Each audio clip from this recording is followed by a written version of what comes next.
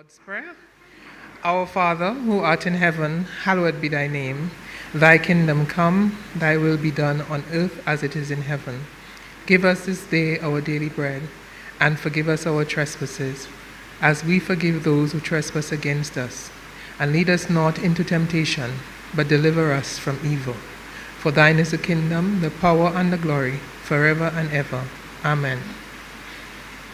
Thank you. Let me recognize Honorable Joseph Isaac, Speaker of the House of Assembly, Honorable Attorney General Levi Peter, Honorable Members of Cabinet, Observers Justice Amrafael Musaga from the Commonwealth Secretariat, Ms. Meline Glean from the OAS, Mr. Dwight Lay from the OECS, Mr. Sas Gunraj from CARICOM, Ms. Corinne Prevost, Secretary to the Cabinet, Ms. Denise Edwards, Financial Secretary, Permanent Secretary, Senior Public Officers, Dr. Kenneth Daru, Special Envoy in the Office of the Prime Minister with responsibility for electoral modernization, Dr. Kimon Joseph, Head of the UE Open Campus, Dr. Hermancia Eugene, Dean of Academic Affairs of the Dominica State College, and other lecturers, representatives of professional groups and associations, business leaders, all other invited guests, members of the media, those joining us on the airwaves, good evening. I wish to extend greetings to you, and I heartily welcome you to night 3 of the consultations on electoral reform. I am sure that many of you have been following the discussions over the last 2 days. It is being live streamed, and it's being carried on DBS Radio, Kyrie FM Radio, and other stations. We have met so far with the legal fraternity. Last night we met with politicians and political parties. This evening we will hear from senior public officers, professionals, and academia. This is a very important process that you are participating in this evening.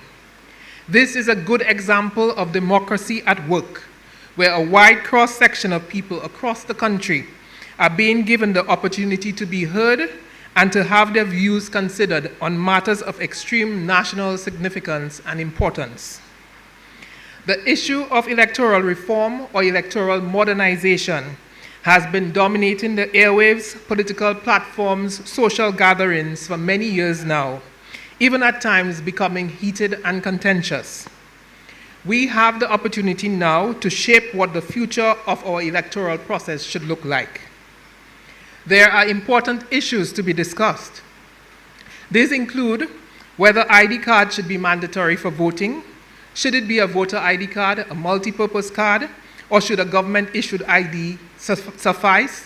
Should persons be fingerprinted, or should facial recognition be the only biometrics employed?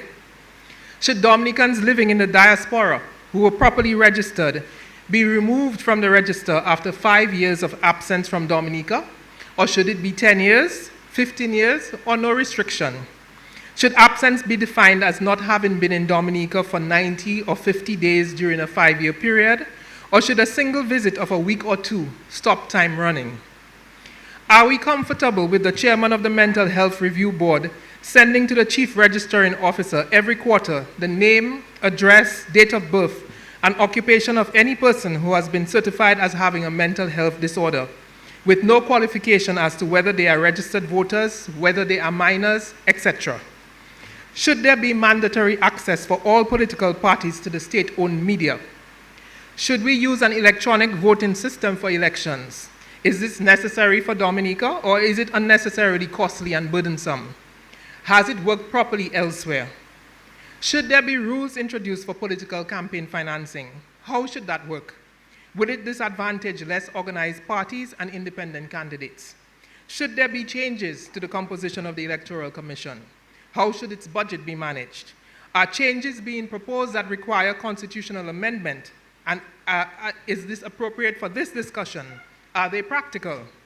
So these are just some of the issues that you are asked to ponder on, to discuss in a mature, constructive manner, with a view to drawing closer to some changes that we can agree on and take forward to Parliament. All of you would have received copies of Sir Dennis's report, which is in 2 parts. He presented it to the government in June this year. and it was made available to the public by the government a few days later. I trust that you have read it thoroughly and are prepared to speak to the issues in the report tonight. This process of consultation is being observed by representatives of the Commonwealth Secretariat, the OAS, CARICOM, and OECS, and so I welcome in a special way Justice Masaga, Ms. Glynn, Mr. Lay, and Mr. Gunraj, and I thank them for joining us here tonight. And the Honorable Attorney General will first present an overview of the report and the recommendations, and then we will open the floor for your comments. So I invite the Honorable Attorney General to address us now.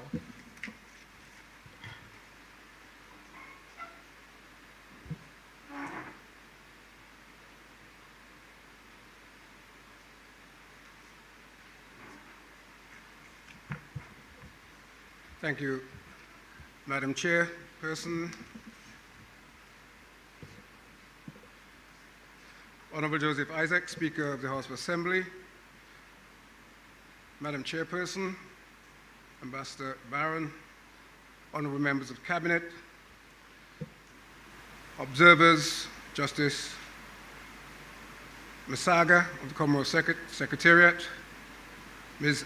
Merlin Glynn of the Organization of American States, OAS, Mr. Dwight Lay of the OECS, Mr. Gunraj of CARICOM, Ms. Karen Prevost, Secretary to the Cabinet, Permanent Secretaries, Dr. Kenneth Darrow, Special Envoy in the Office of the Prime Minister with responsibility for electoral modernization, Dr. Kimon Joseph, Head of the UE Open Campus, Dr. Eugene, Dean of Academic Affairs, Dominica State College, and other lecturers, representatives of professional groups and associations, business leaders, all other invited guests, and all other persons present, members of the media. Good evening, all. I've been asked to give an overview of the report of Sir Dennis Byron, submitted in June of this year. And let me just say before starting that the presentation that I make is really intended, as it is indicated, to be just an overview, and is a brief overview. You would have read, I hope, the report in its entirety, and you would have identified issues that you consider of importance to you, and you will address those as you deem fit. This presentation is not intended to be a commentary on the report of Sir Dennis, nor is it intended to be an exposition of a detailed exposition of the provisions, nor indeed is it intended to be an expression of my opinion or that of the government. I assure you I have an opinion, but this is not the time at which I need to give it. So I will try to stick to what I perceive to be a factual representation of what I consider to be substantive components of the report. So Dennis presented his report in two phases. Phase one, he articulated as focusing on cleansing the voters list, and that, he said, would have or has had emphasis on voter identification and voter registration system. And it also was accompanied by two pieces of legislation, two proposed bills, one the Registration of Electors Act 2023, and the other Registration of Electors Regulations of 2023. So Dennis proposes that those two pieces of legislation be adopted and serve as the legislative guide for the registration process in respect to Dominica's electoral system. Phase two of his report, he identified three overarching areas. One, the electoral process, which he deemed as primarily dealing with access to the media, and secondly, campaign financing. The second area is that of the Electoral Commission, and he identified a number of areas under that. One is its composition. Two is its financial autonomy, which he recommends. Three is staffing, which he also recommends a higher level of autonomy to the Commission in that regard. Four, the appointment of committees. Five, the procedure for resignation of members of the Commission. And six, provision for protection of members of the Commission from suit. And the third and final element that he addresses is new legislation. And under that, he recommends 4 pieces of legislation that he says ought to be enacted to underpin the second phase of his report, namely the House of Assembly Elections Act of 2023. Can everybody stand as the Prime Minister enters? I see.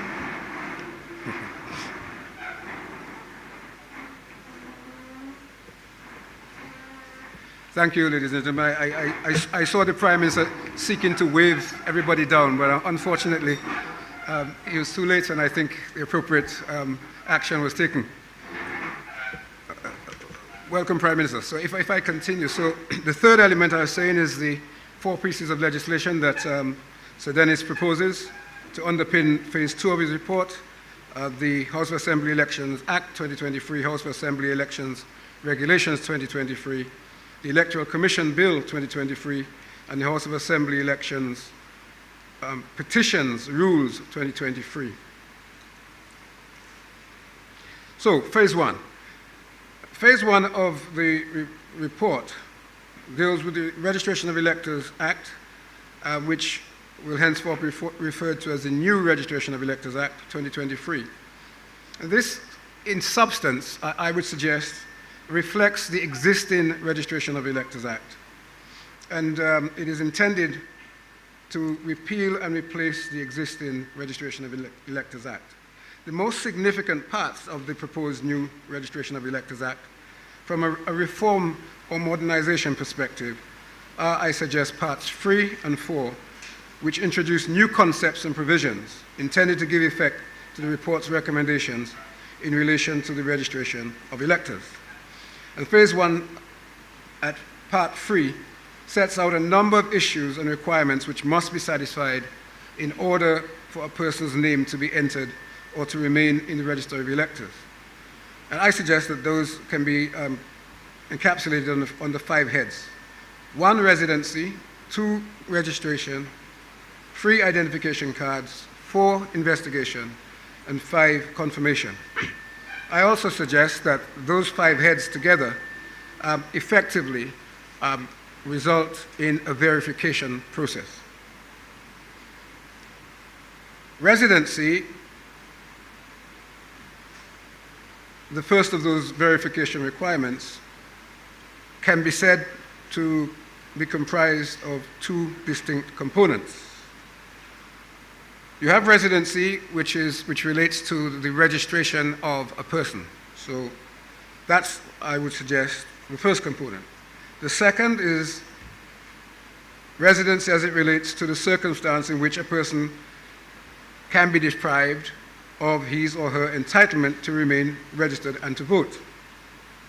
The first component is addressed at Clause 7.1c of the new Registration of Electors Act, and requires that a person applying for registration must have been resident in the polling district for a period of at least 3 months of continuous residence immediately preceding the application for registration. That is exactly as it is in the existing legislation. That is to say, you have to be living, or a person would have to be living in the particular polling district for 3 months so as to be able to apply and be registered as a voter. The other component is provided for in Clause 26.1 of the new Registration of Electors Act, and proposes a dramatic change to the existing situation and definition of absent from Dominica. The current reference to being absent from Dominica is found at Section 7 of the existing Registration of Electors Act, and simply provides that if a person has been absent from Dominica for a period of 5 years, that he or she should be removed from the register. That obviously means that if a person has come to Dominica at least once within a 5-year period, that they should not be removed from the register. What Sir Dennis proposes is at clause 26.1, which states, as you may be able to see on the screen, a person whose name is in the register of electors and who lives outside of Dominica shall not be regarded as having been absent from Dominica for purposes of section 12b2, 13.4b, or 15.3b, if in the 5-year period immediately preceding the date of the last publication of the register of electors, the person visited and remained in Dominica for a period of at least 90 or 50 days, or for periods amounting in aggregate to at least 90 or 50 days. It should be immediately apparent that 90 days is a lot more than 1 day.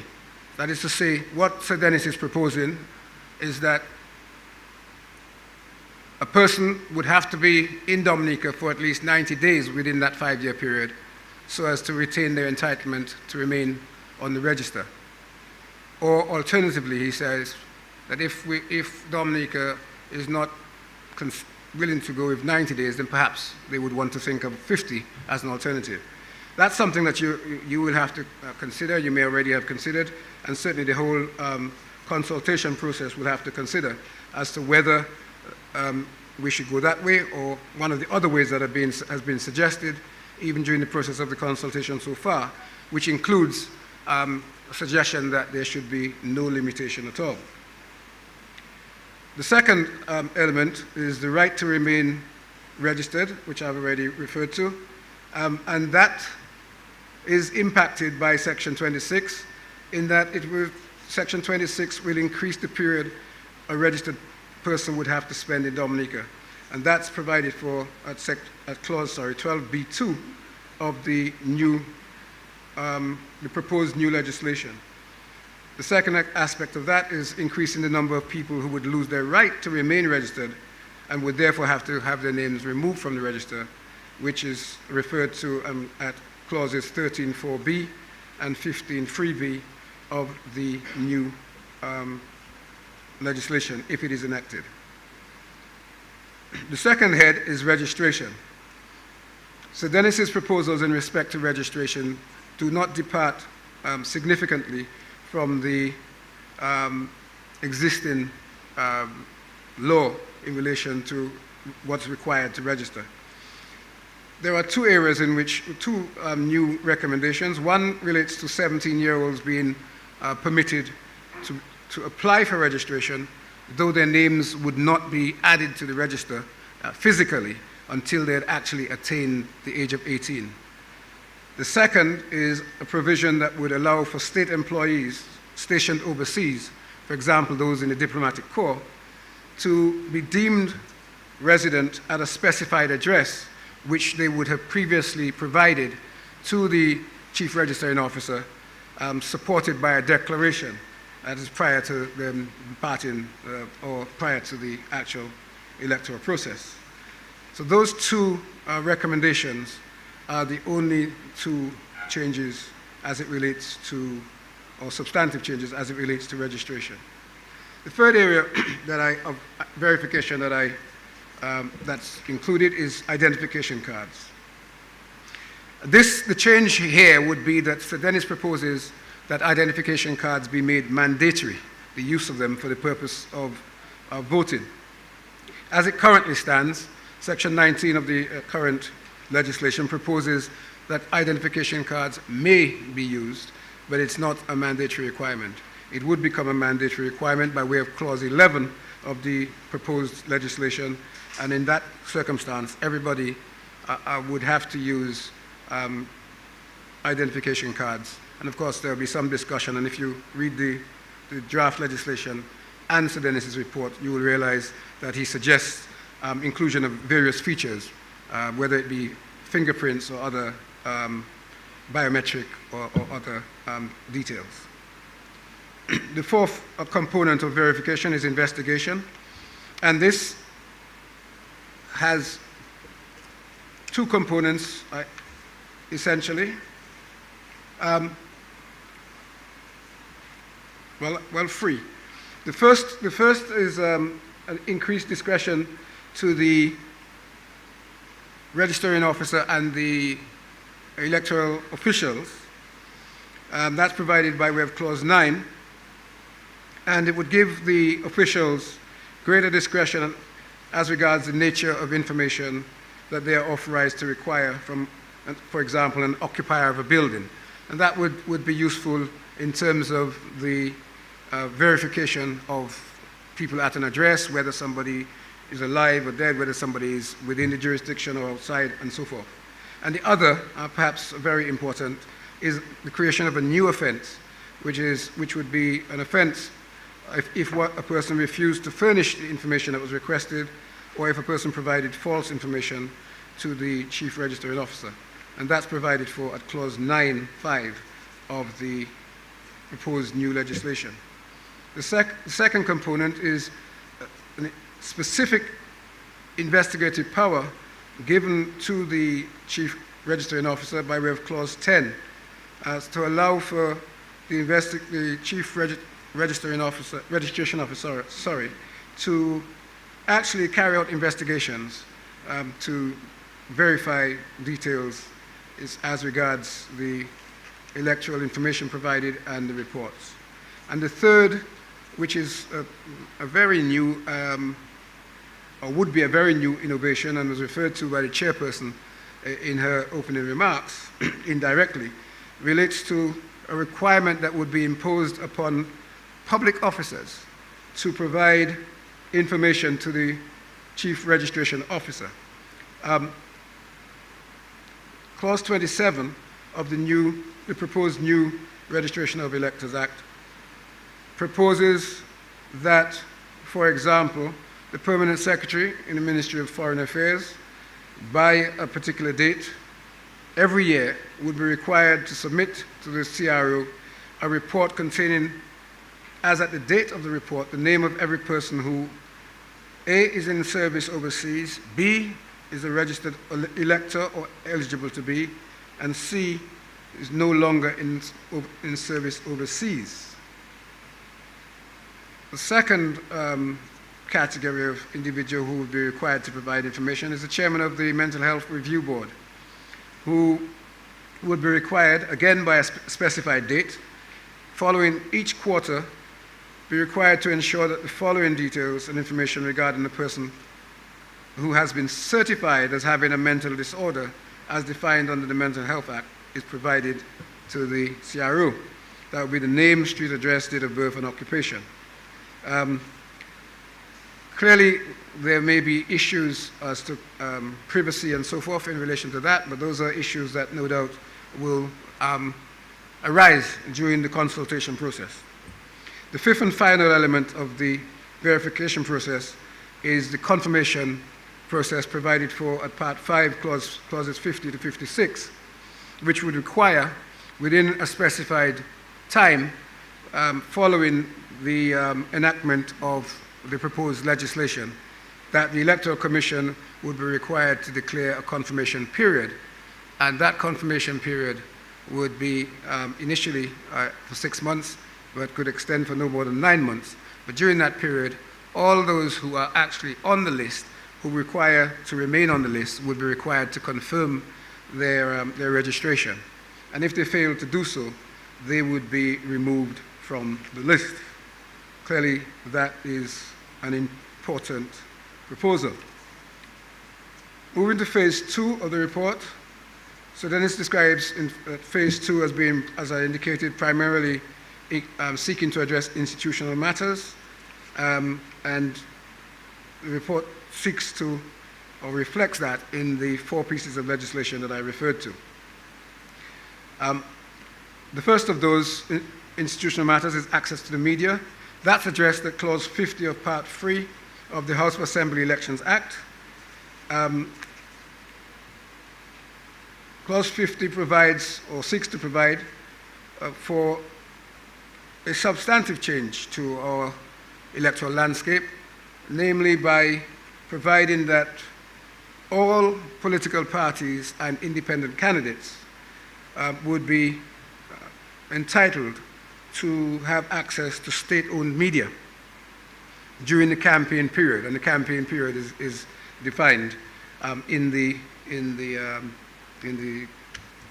proposed legislation. The report proposes that access must be on the principles of total impartiality, non-discrimination, and equal time, and the Electoral Commission will be required to monitor the equitable airtime and issue directives as necessary to media agencies.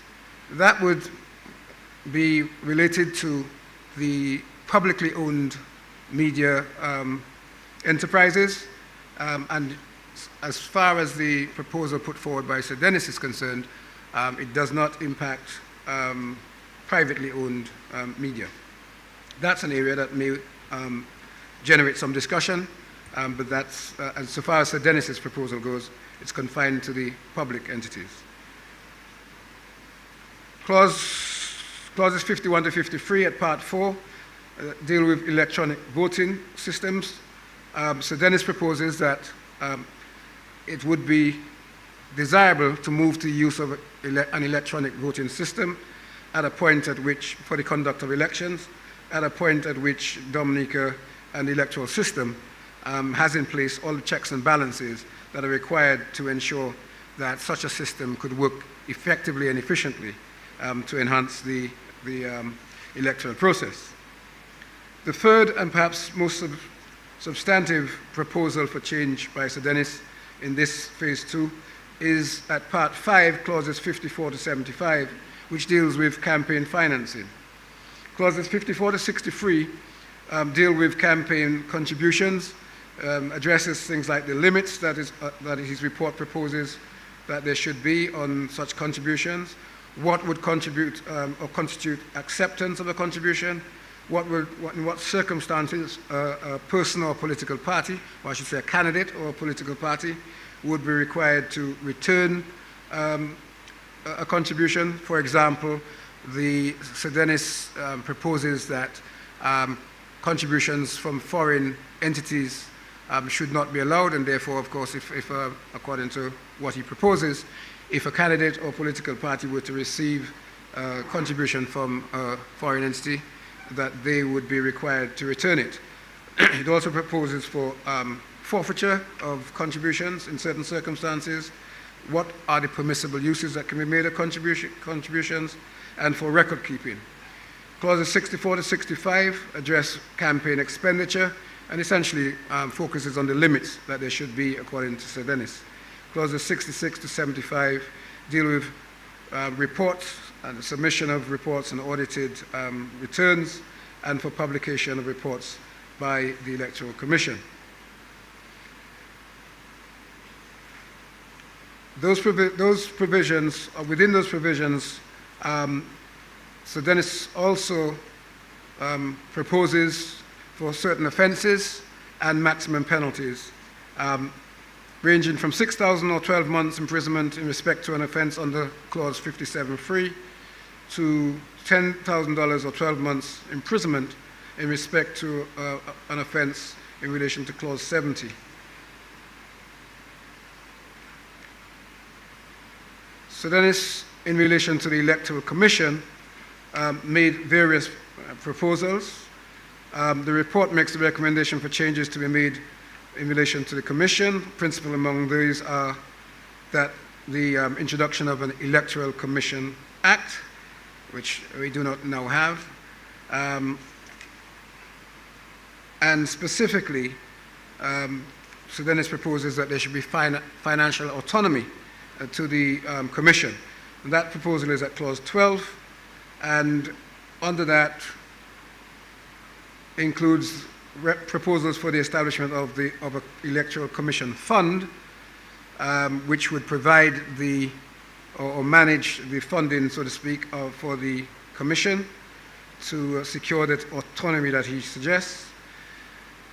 He proposes an annual payment of a specified amount into the fund from national or central government funds, the consolidated fund, and he also proposes for the administration of that fund.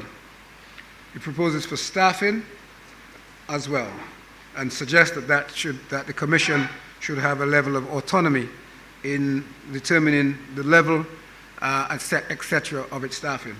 And Clause 8 of the Electoral Commission Act proposes autonomy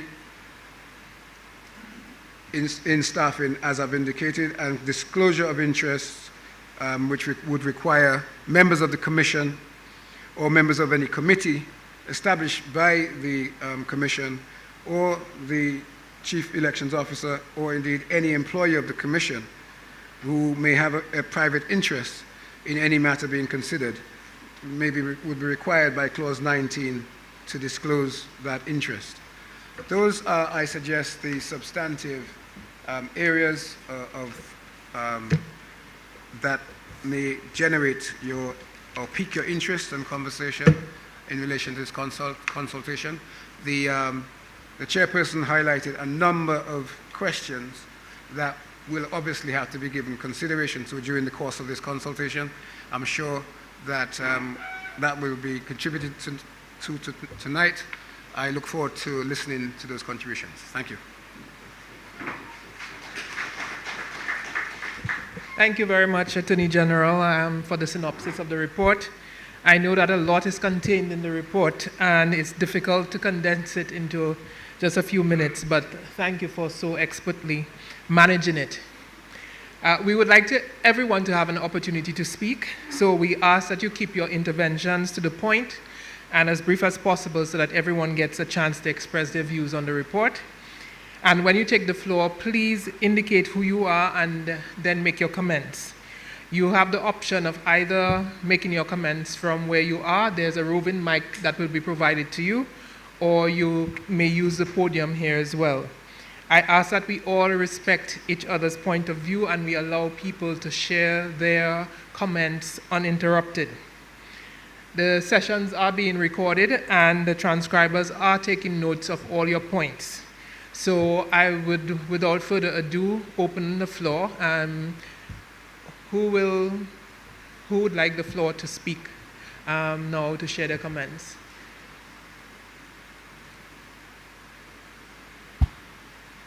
All right. Thank you. Just please state your name, please, for the record. Good evening. My name is Dr. Robinson Amor. I am the president of the Dominica Medical Association. My question comes down to the chairman of the APU being able to certify people whether or not they're able to vote or not. Am I being heard clearly? Yeah. Okay. So my concern comes with whether or not the chairman of the APU should be given the privilege to decide if a patient with mental disorders should be able to vote. Now, a patient with mental disorder is a very wide range of patients, and most of us are walking through the community fine. Good mental health taken care of. Even we have a diagnosis of anxiety, depression, or otherwise. And so what criteria is suggested for the APU team to decide who can vote? Okay, so or what mental illnesses would exclude somebody from being able to vote? from what I read from the document of Sir Dennis, it talks about a mental disorder as defined by the Mental Health Act. And the information is to be sent on a regular basis to the Chief Elections Officer. That's what is being provided for in the draft legislation now. So just help me clarify. So anybody who is diagnosed with a mental disorder according to the APU and the Mental Health Act cannot vote? Or will be removed from the vote, because that's what I'm understanding. What I would say to you is that the requirement there is for the information to be transmitted to the Chief Elections Officer. For what benefit? Just to be clear, the Mental Health Act defines mental disorder as mental illness or mental deficiency, however caused or manifested. That is very broad. Yes, it is very broad. It is very broad. Now, I can only assume that that provision is put in there because there is a disqualification in the legislation if you are, if you give me the right provision, please. if you are of unsound mind, I believe. It refers to unsound mind.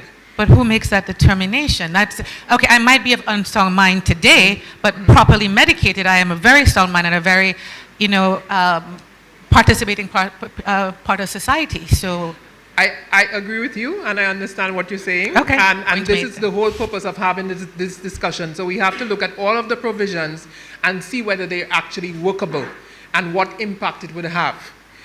So I'm very glad that you've made that point. So that has been noted. Thank you.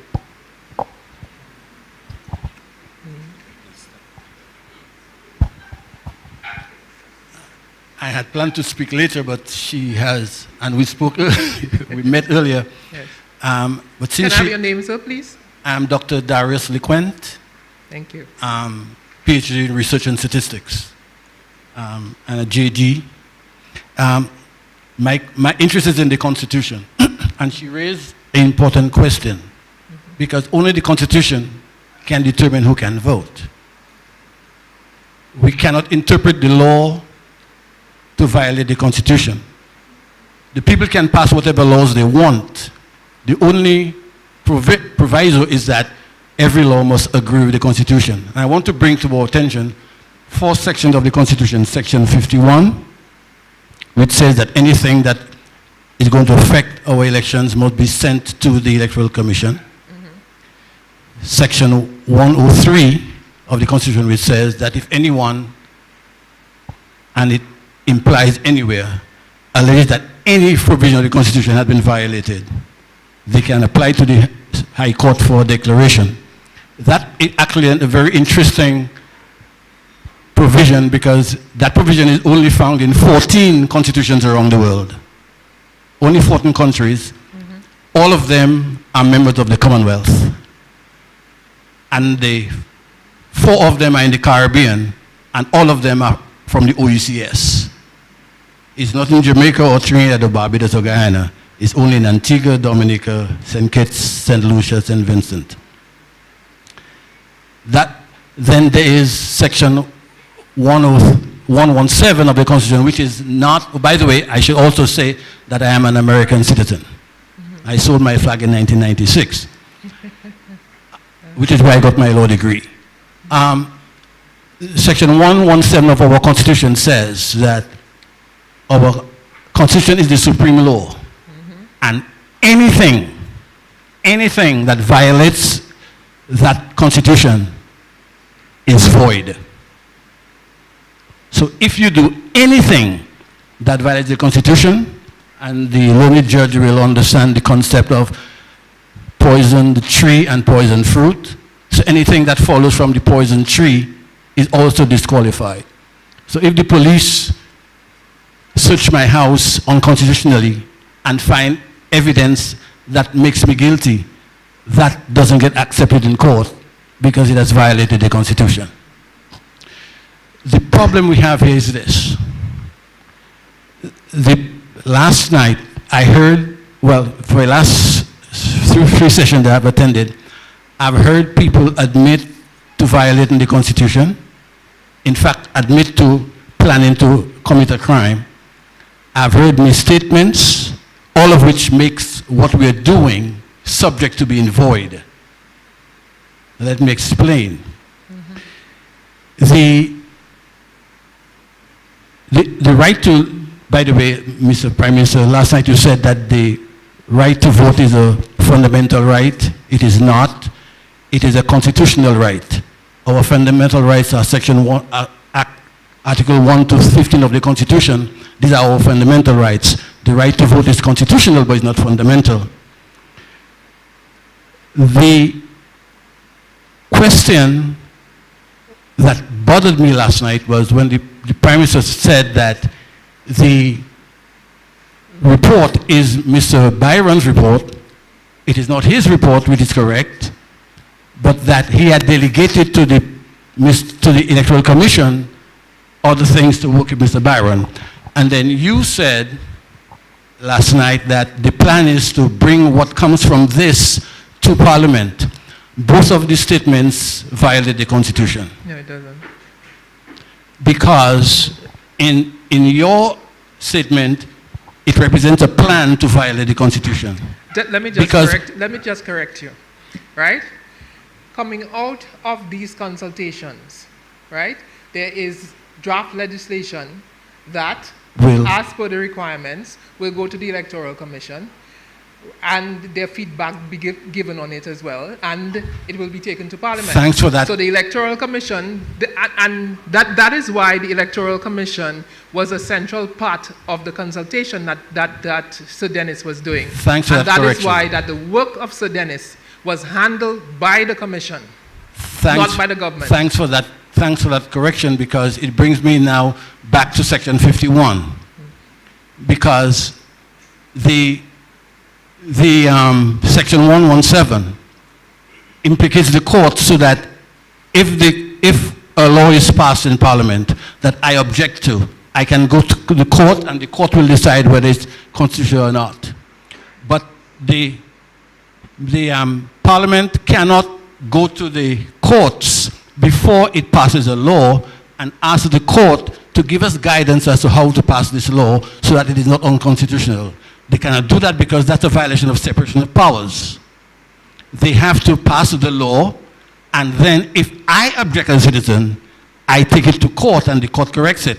So that what you just said is also a violation of the Constitution, because when Sir Byron called the chief elections officer,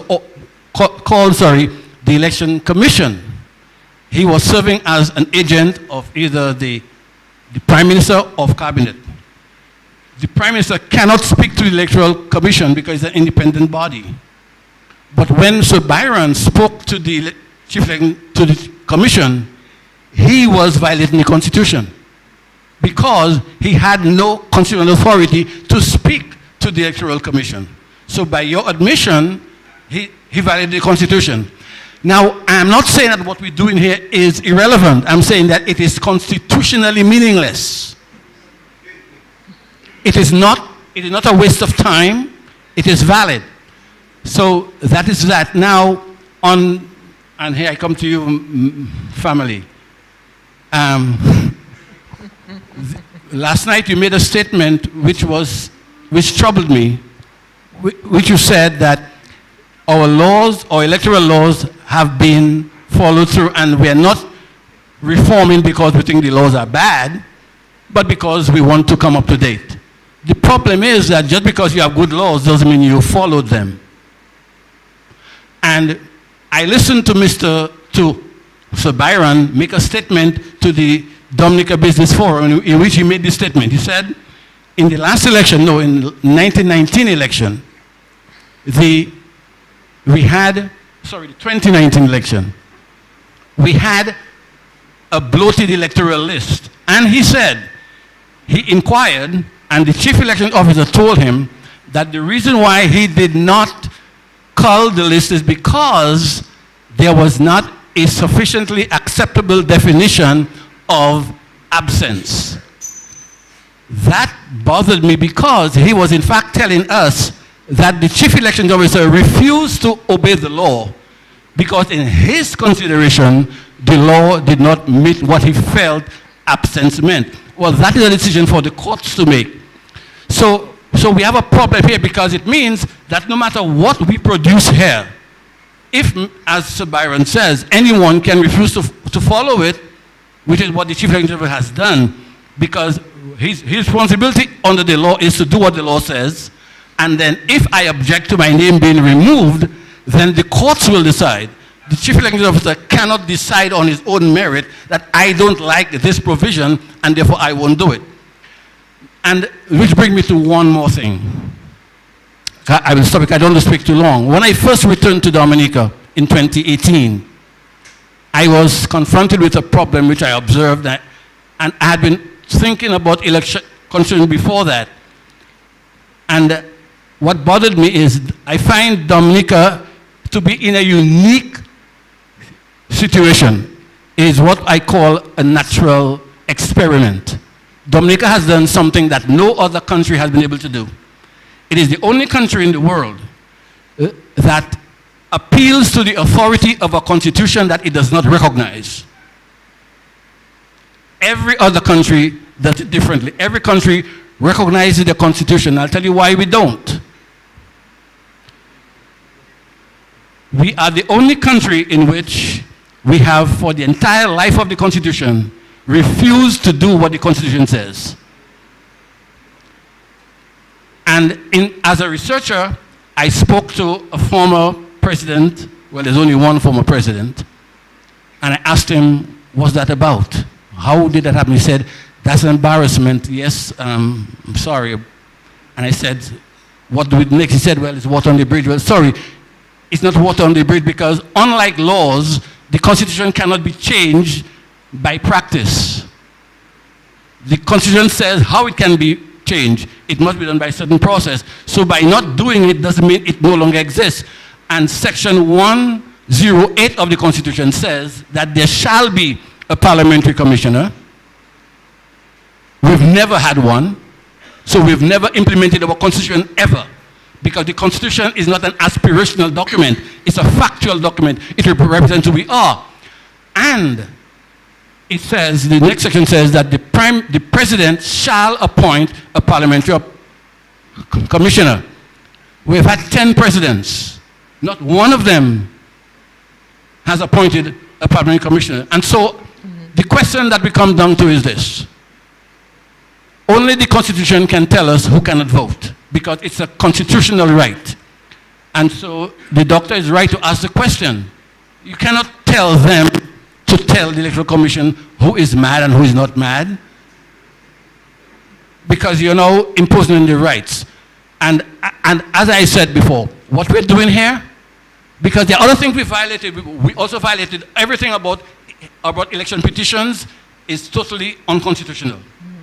I wrote to the OECS bar about this, and they did not respond to me because they don't want to, because they cannot deal with what I asked them to do, which is a problem when government officials cannot do something. I also have a situation where I file a matter in the court on the 25th of May this year. So if we can restrict this to the discussion on the report, please.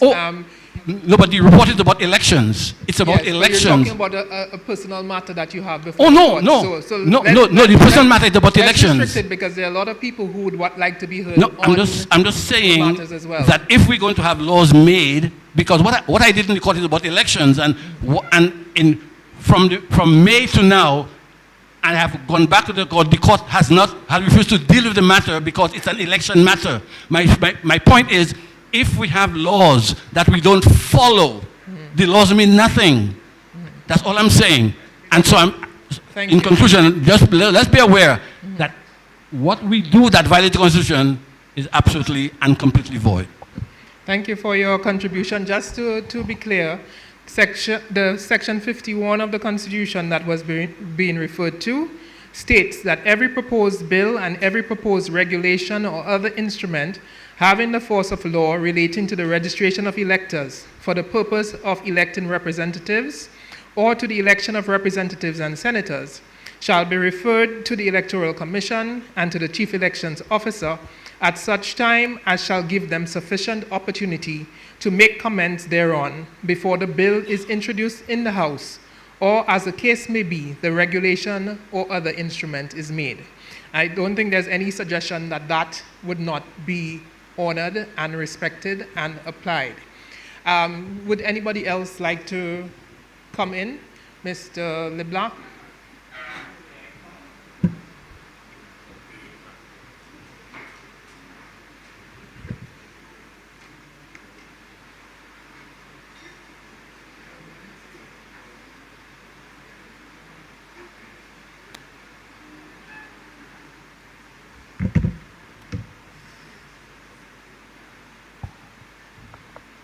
Good evening, ladies and gentlemen.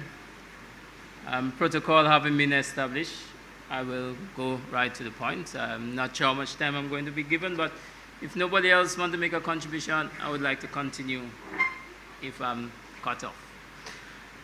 So tonight, I'm going to look at two areas: gamemanship and the intertwining of issues. And I'd like to take a moment to remember Curtis Augustus, because Curtis Augustus was one of the stalwarts of the trade union movement who in his last years spent 8 months of his life with us in the electoral reform group project, and we would not like to see him die in vain because he fought for that too. So let's speak about circumventing gamemanship in electoral reform, because that's something we need to do.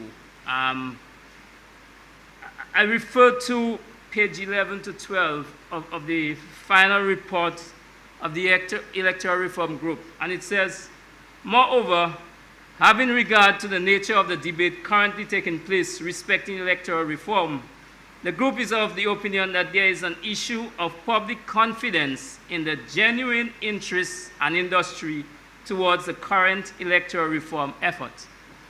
And that was in August 2019, my friends. We're almost 4 years down the line, and we are still playing that game. This process should have a final goal, that we do not leave out the possibility that we continue just to talk around the issues. We have been doing that far too long, and we need to bring it to a close. There have been multiple concerns with electoral reform process and the gamemanship aimed at steering the electoral reform process to the benefit of one party or the other. The electoral reform ought to be geared in a manner in which persons can choose to be represented, which in turn affects the place where they work, live, recreate, and worship. It ought to protect the electors as a body. So there is no doubt that there is a huge perception that the process of reform can become a sham to legislate matters not ordinarily legislated in a democratic society, that democratic society would frown upon, and in the converse, to fail to legislate provisions which would enhance the fairness of the electoral process. So quoting again from that final report, the report said, to put it simply, what the group wants to achieve is that the public will perceive that whoever wins the next constitutionally due general election has done so fairly, and that the people will go back to working and building the country. And that's what we want from this process. Is that where we are going? So I want to focus now on the matters that are linked and intertwined. And I first want to start with the consultative process, for which we are expected to get acceptable legislation. So what's the aim of this consultation? Is it that, and I imagine it is, to endanger a more acceptable ensuing electoral legislation by the majority of those who are advocating for that reform on all sides of the divide? And how can we improve the legitimacy and the perception in the entire process? And to be fair and productive, how much time is adequate? And how much notice is adequate to be given? And how much time is adequate to be allocated to vocalizing the concern and submission? How convenient are the presentation made? For example, tonight I asked to be able to project my presentation, and I was not afforded that. Would that have made the presentation of persons consulted better? The current reports are fairly large for the average person, and it takes time. June 2023 is not much time if you are fully employed, have family commitments or other commitments. We have to get time in between. So we have to be fair about whether or not we really want to be consulted and we want to hear from people. How important is that consultation process to us in the electoral reform process? Given the many unresolved issues, this ad hoc consultation process must get to somewhere. And what do we have in place for it to get somewhere? We need to have some means of consolidating what we have done and ticking them. Where do I find the issues that we want to resolve, and where do I find which issues were dealt with? Or are we always starting back from day one? On Monday evening, I believe, Mrs. Didier recommended a mode of going forward. That there's a cadre of representatives of different walks who can be obtained to work with the Electoral Commission to finalize that process. From my hearing, I do not think that went well with the chairman. I may be wrong, but the point is, do we really want to go forward? And given the number of unresolved issues, I would say, and I may be wrong, somebody may say that I was involved, so I shouldn't say that, but I would tend to think from public comment that the greatest confidence that public had in electoral reform effort process was undoubtedly that 8-month period when the electoral effort reform group consisting of church, business, and civil society was involved from January 2019 to August 2019 and actually went up to the election day. I think those are things that we shouldn't throw under the table. And we can add political parties to that, to a group such as that, and go forward. But we also have to bear in mind that not everybody can do it free. I may have spent a full month of that 8-month period of my time in that, working time. But not everybody can do it free. And the fact is, everybody here who is involved in electoral reform from the government side is paid. But there are a lot of civil society persons who, if they have to dedicate that effort to consolidate things for electoral reform, consideration needs to be made to remunerating them. Just as the commissioners are remunerated and who are tasked with electoral process. Some of us may still want to do it on a voluntary basis, but I think in order to get things going, we need to look at remunerating people who make that effort and give this service. And we have to go back to the consultative process and see whether the Electoral Commission should be part of this process, and how we can really engender the independence of the Electoral Commission and keep it from the administrative branch of government. We hear of somebody for electoral advancement in the administrative branch. But does that give the perception of transparency and the perception of moving forward with the electoral reform process? Or does it give the perception, and I don't think any one political party should want that perception that the political party is tilting the reform process in its interests. I think that should never be, because if that happens, there'll never be a place of electoral peace. And I don't think any political party should allow itself to have that perception that I am tilting the process to my favor.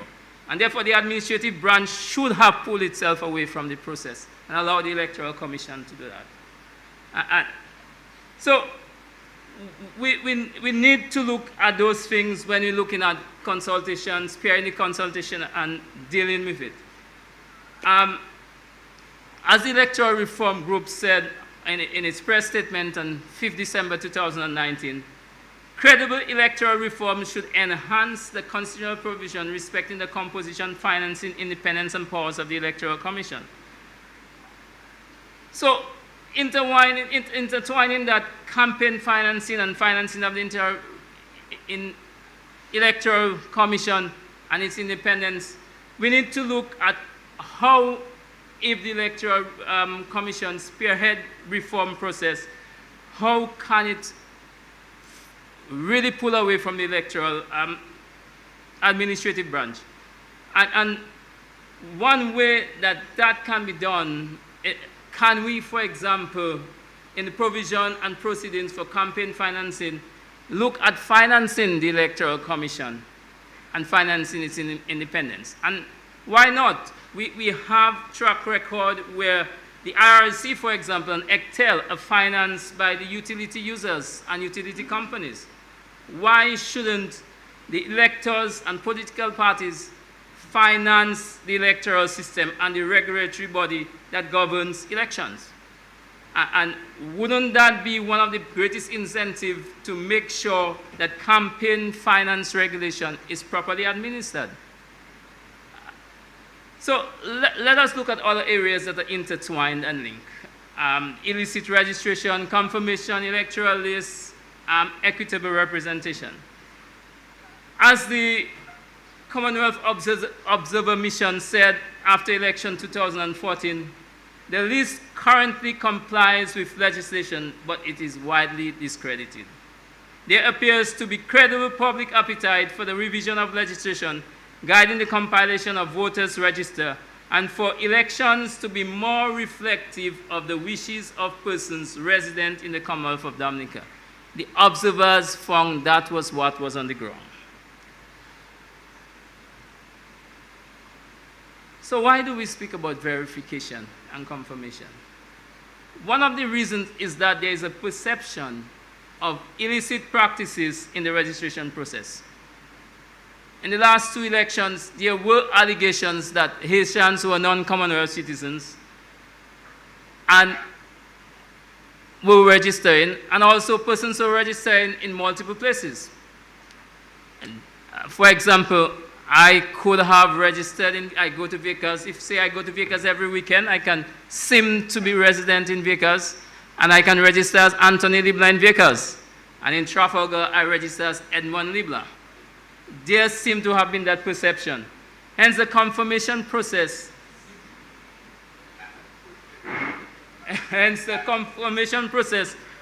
ought to be aimed at ensuring that existing registered electors had a legitimate right to be registered in a polling district. And that has to come, I suppose, to ensuring that you're a citizen, you're in the polling district that you're a resident, and you have a unique identity. But let's go to other areas. How are electors represented in Parliament? 7,000 electors equals to 1 vote from a constituency. 2,000 electors equal to the same 1 vote in a constituency. Is it equitable representation? So can we have electoral reform without looking at constituency boundary reform? The Commonwealth Observer Mission in 2014 says the current electoral boundaries are out of date and a fresh delimitation exercise should be conducted to equalize the size of constituencies. And further, the Joint Special Mission to Dominica in 2019 of Commonwealth OS and, CARICOM, in the report of 17th September 2019 said, the Constitution stipulates that all constituencies shall contain as nearly equal members of inhabitants as appears to the Constituency Boundaries Commission to be reasonably practicable. For the December 2014 parliamentary elections, the size of the constituencies ranged from a low of 1564 to a high of 7446, further highlighting the need to review of existing electoral boundaries. So can we have electoral reform without looking at that?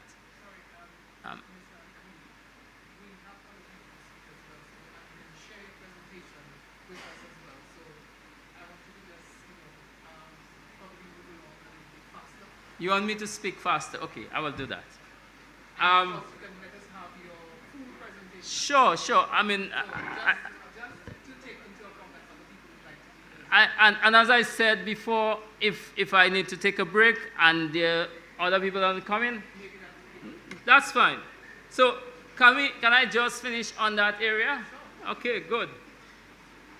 So let us also look at a scenario which exists in many countries and definitely have existed several times in Dominica. What happens to the voice of a significant proportion of our people in a constituency when it is won by 2 persons, 2 votes out of 7,000 registered voters? A candidate gets 2,914 votes, another one gets 2,912 votes. And the winner takes it all. But almost 50% of the electors, the person that they put forward to represent them, have no official means of vocalizing their concerns, their needs, and what they desire. Can we sit and carve out a legislative device to cater for this common reality in our electoral landscape, where a candidate who gets 30% of the votes and 2% or 5% less than the winner, can that candidate become a senator? Can that candidate be in a position to represent that almost 50% of the voters? So, Madam Chair, if you allow me to come back, I will, because we're in a consultative process. And thank you for not debating with me while we speak. Thank you very much, Mr. LeBlanc. Please be reminded you can share with us your full presentation. Would anybody else like the floor? Dr. Joseph, would you like to sit from here, or? Yes, we do.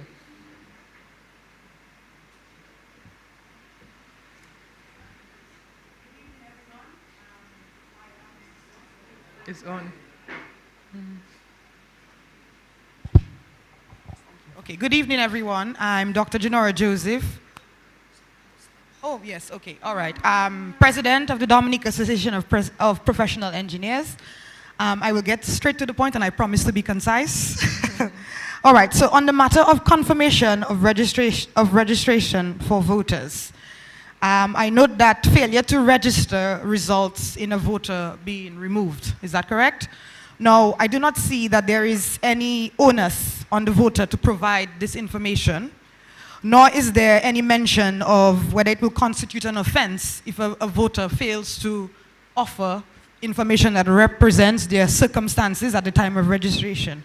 So I propose that this is something that be considered in the electoral reform bill. All right. Am I clear in what I just said, or should I expound a little? Perhaps you might want to explain it a little bit more. I think I know what you're okay, referring to. So I will refer to my time spent in exile, so self-imposed, as a matter of fact, right. in England. And I remember when I became eligible to vote in the UK as a Commonwealth citizen, a voter card, registration card, was sent to my address. That was the address that I registered at the last voting cycle. And I was informed, in addition to this card, that I was supposed to provide correct information on my circumstances. Failure to do so would be an offense, and there was a penalty applied. So in so doing, it relieved the Electoral Commission of the process of removing voters who really and truly still are eligible to vote, but they just failed to engage with the process. And also it made it necessary for you as a voter to ensure that the information you provided to the commission was correct and represented your current circumstances in terms of address and so on. Mm-hmm. Yeah? Okay. Okay, But specific to the confirmation process itself, that is being suggested in the Act. Dr. Joseph, before you give away the mic, in the proposed bill, it's suggesting that persons who are on the register now would go through a confirmation process where they would have to provide their biometric information, provide information on where they reside and so on. And in relation to persons who reside outside of Dominica, I would expect that there would be some requirement to show that they are not disqualified based on the provisions of the Act. Now, based on what you're saying now, are you saying that the onus should be on the person to let the Electoral Commission know that it should be mandatory. Want yeah, to it should be remain on the mandatory. register? Otherwise, you run the risk of people just being apathetic about the process and not filling out any registration and getting removed from the list. Mm-hmm. And whereas they are actually eligible to vote. So I think it should be something that is mandatory, because I can foresee a situation where a wide swath of Dominicans will just ignore the fact that they need to register. Mm-hmm. And we have a list that is considerably slimmed down with people who are actually eligible to vote, but they just did not engage with the process. So I think there should be some incentive, and usually it is basically making it an offense to not engage with the process, so that people have to ensure that they remain registered if they are eligible to do so. Okay, we'll take note of that. Thank you. Dr. Jajak?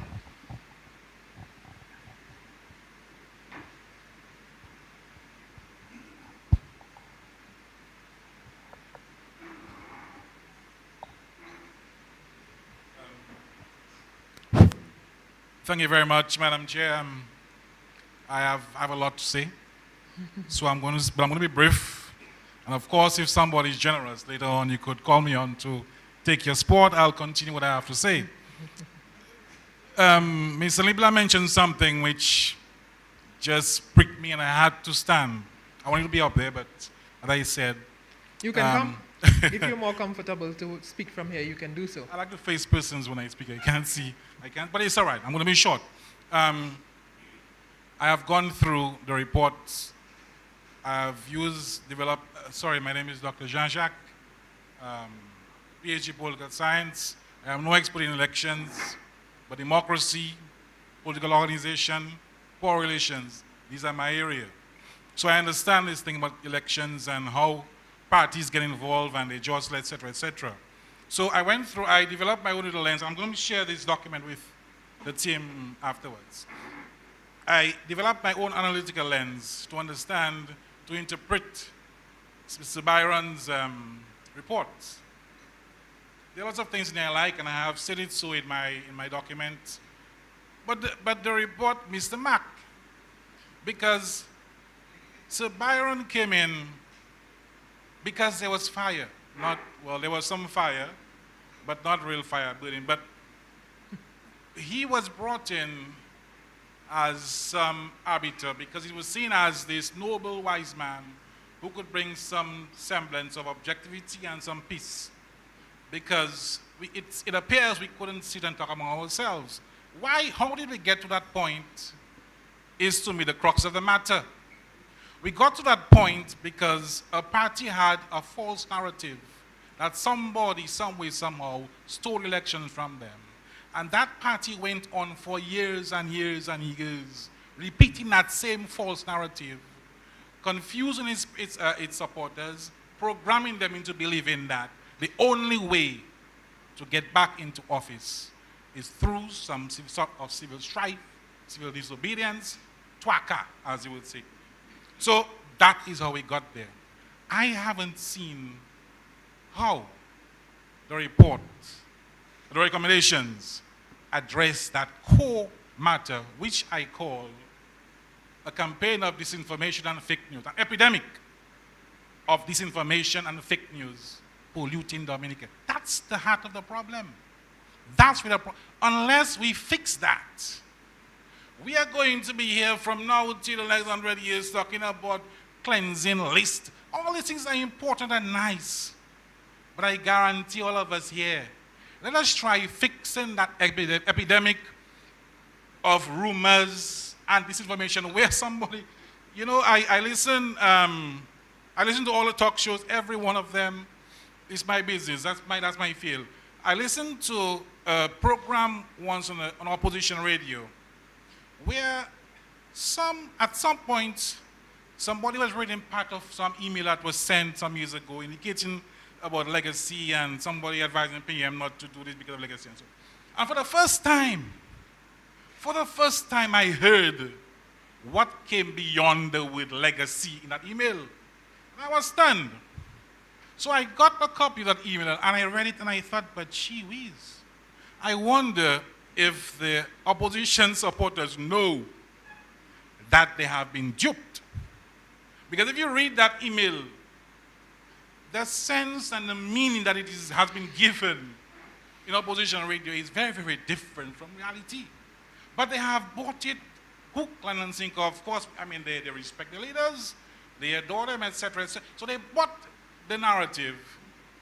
And they are in the street throwing stones. In 2017, I remember very clearly, we took a bundle, Dominica took a bundle of bills to be debated. And the result was mayhem. I was there in the parliament, so I know. And from then on, it hasn't been quiet, it hasn't been peaceful. Why? Because a core of motivated, hardcore supporters is convinced that somebody violated the election, bringing in Haitians to vote, how many planes overnight, all sorts of stuff which cannot be explained and proven in any conversation. No cogent argument. No authority has come and say, okay, elections this and there were void because none of that. So, one recommendation I have, we need laws against disinformation and fake news. It's about time. I keep hearing these noises on the radio. Everybody say anything. Just say anything. And they run with it. Somebody has a smartphone. They see a picture of what it is, the last one, the gardens. And it is all over the place. And nobody say, hey, stop. Stop. Let some common sense prevail here. I say stop. I think Sir Byron has done a good job. I've interacted with him myself because there was something I had to call him out, call him out on something I saw I wasn't pleased with it at all. But we have missed the mark, and I hope it is not too late for us to pass legislation that will help us go off. In other words, you can't have all these nice things there, and the context in which we seek to implement all these nice things here, it is still a problem context, my friends. Otherwise, well, it's a nice meeting and I'm talking with you, but it's really, really wasting time. Thank you. I can come back later. Thank you very much, Dr. Jajak. Yes, please.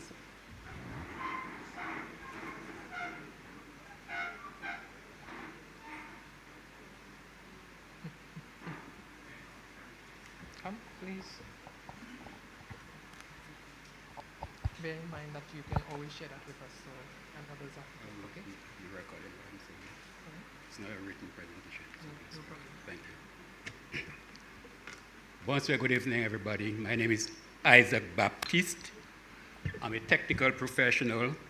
For those of you who may not know, I was also a member of the House of Assembly Senator for the period 2014-2019, and as well, President of the United Workers' Party up to November of 2022. The discussion and opportunity to discuss this evening is good, but I would like to first speak to some issues that were raised by Senior Counsel Tony Astafans when he made his presentations first night of the consultation and last night as well with the political parties. He made statements to the effect that notwithstanding all the complaints by those who were talking about electoral reform and the bloated voters list, no one has made representation objecting to persons on that voters list. Mr. Astafans was either uninformed or mischievous in his statement.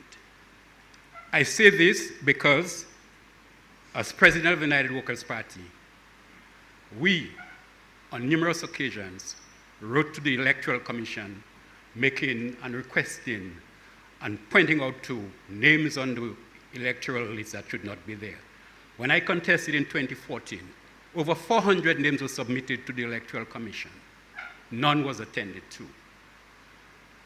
2019 general elections, we submitted names to the point where I, as president of the party, wrote to the chief elections officer, pointing to him the fact that we need these names, these complaints attended to, these objections.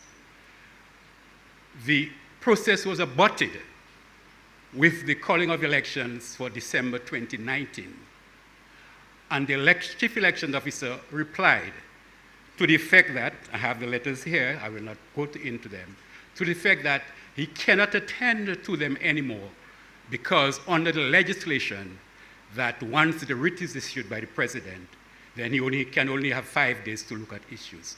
Having so informed, I again, as in my capacity as president of the United Workers' Party, wrote to His Excellency, the President of Dominica, pointing up these concerns and pointing out to him that he, under the Constitution, has authority that he can even postpone the election for up to 30 days or thereabout to allow these issues to be addressed if he so desires.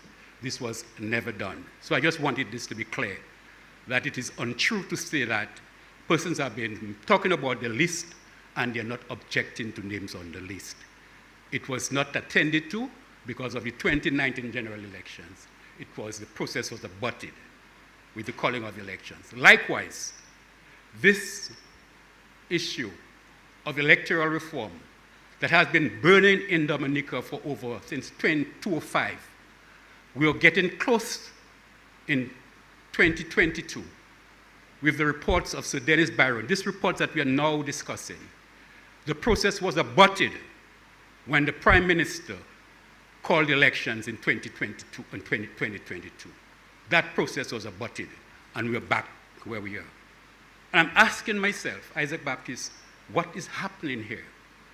Because Dominicans, professionals, political parties have submitted reports. We have experts coming from overseas to observe our elections.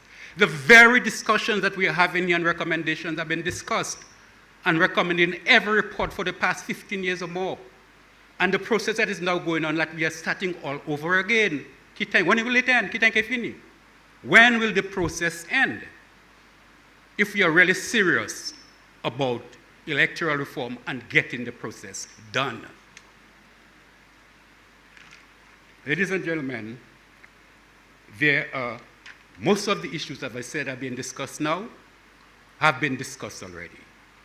The question is, when they are discussed again, and having paid hundreds of thousands of dollars to discuss the same issues, and we are back on the same issues again, what is the process of taking those recommendations we are discussing going forward? Come on and go forward with it. How are we going forward with them? What is I've not heard. The report and the recording that we are doing, the transcript that we are taking, what happens to it after that?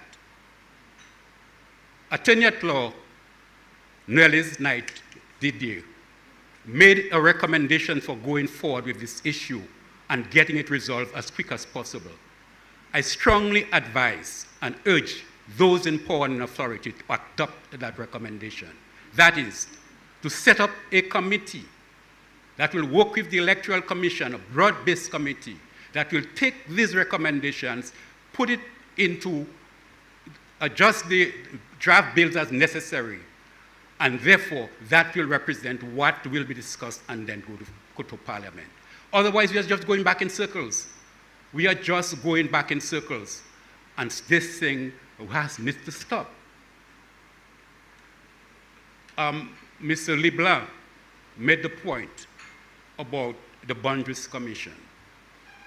This is a very important point. You may not want to see it as an issue for electoral reform, and it's not directly related to electoral reform. But if we are talking about electoral reform and even using the word, replacing it with modernization, the issue of the boundaries of the various constituencies shouldn't come into play, particularly with respect to the question of registration of voters. I prefer and advise and suggest that the preferred should be to have a complete re-registration of voters so you can register voters in a constituency where they reside.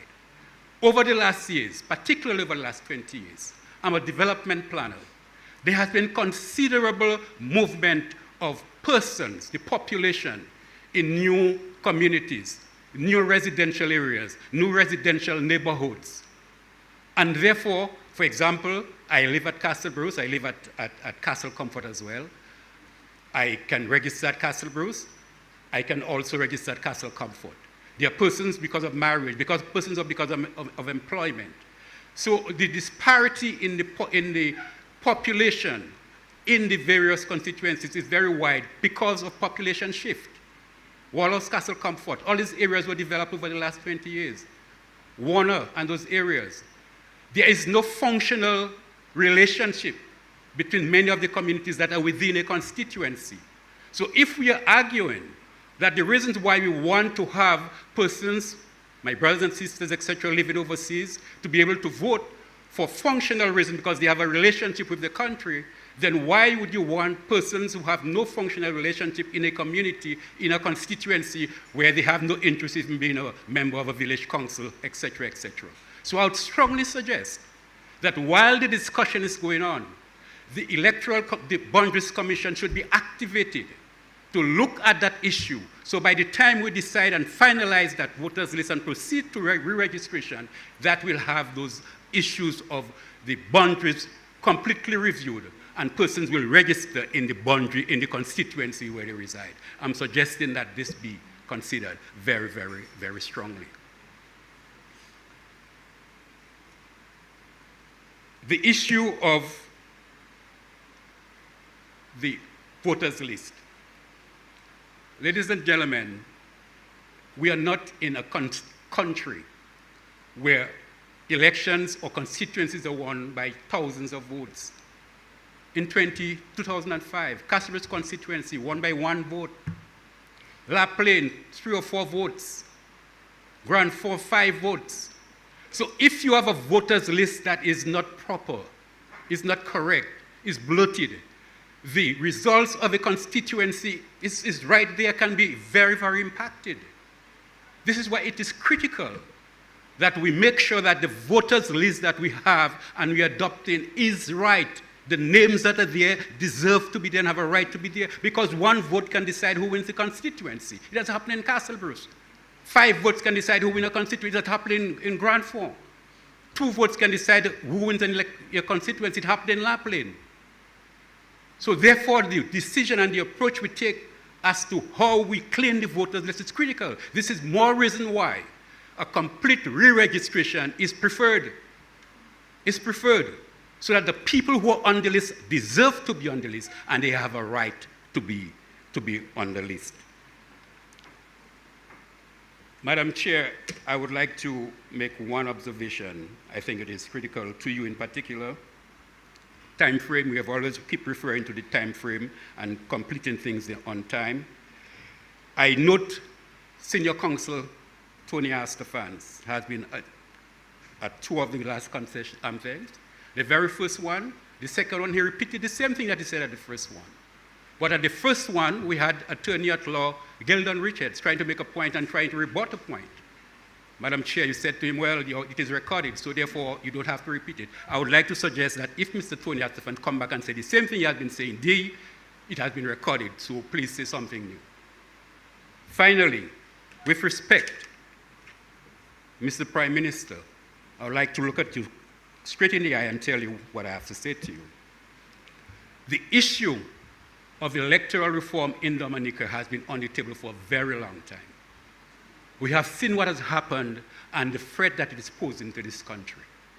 The good spirit in me says to me that the Spirit of God is having issues with that matter in Dominica. I would like to urge you that those persons that are advising you to cause the delay or to have electoral reform that will not be free and fair for Dominica, it is not a good thing. If I would not say to you that it has been said to me, because I would be arrogant to say so, but I would urge you, sir, to please listen to the voice of the people and do what is right on the issue of electoral reform, and do it quickly and fairly. Thank you very much.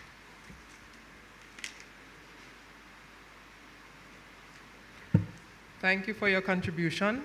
I think what we're doing here is listening to the voice of the people, all the people.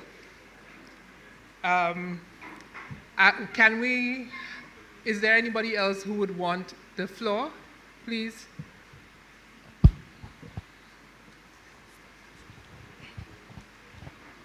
Please let us know your name and you can go ahead. Good evening, I'm Mr. Sele. Can we have more volume on the mic, please? Good evening, I'm Mr. Sele. I'm a diaspora who lives in Guadeloupe. I'm there for the diasporas in Guadeloupe. I'd like to know why don't the diasporas have no right to vote? And they are registered on the list because some of the diasporas, they cannot vote in Guadeloupe. So why could they cannot vote in Dominica? We'd like to know about that, please. And they are citizens of Dominica. Thank you. Well, ma'am, I think that you've heard the discussions here. The gentleman who just spoke says there should be a complete re-registration, which will remove you from the register if you are living in Guadeloupe.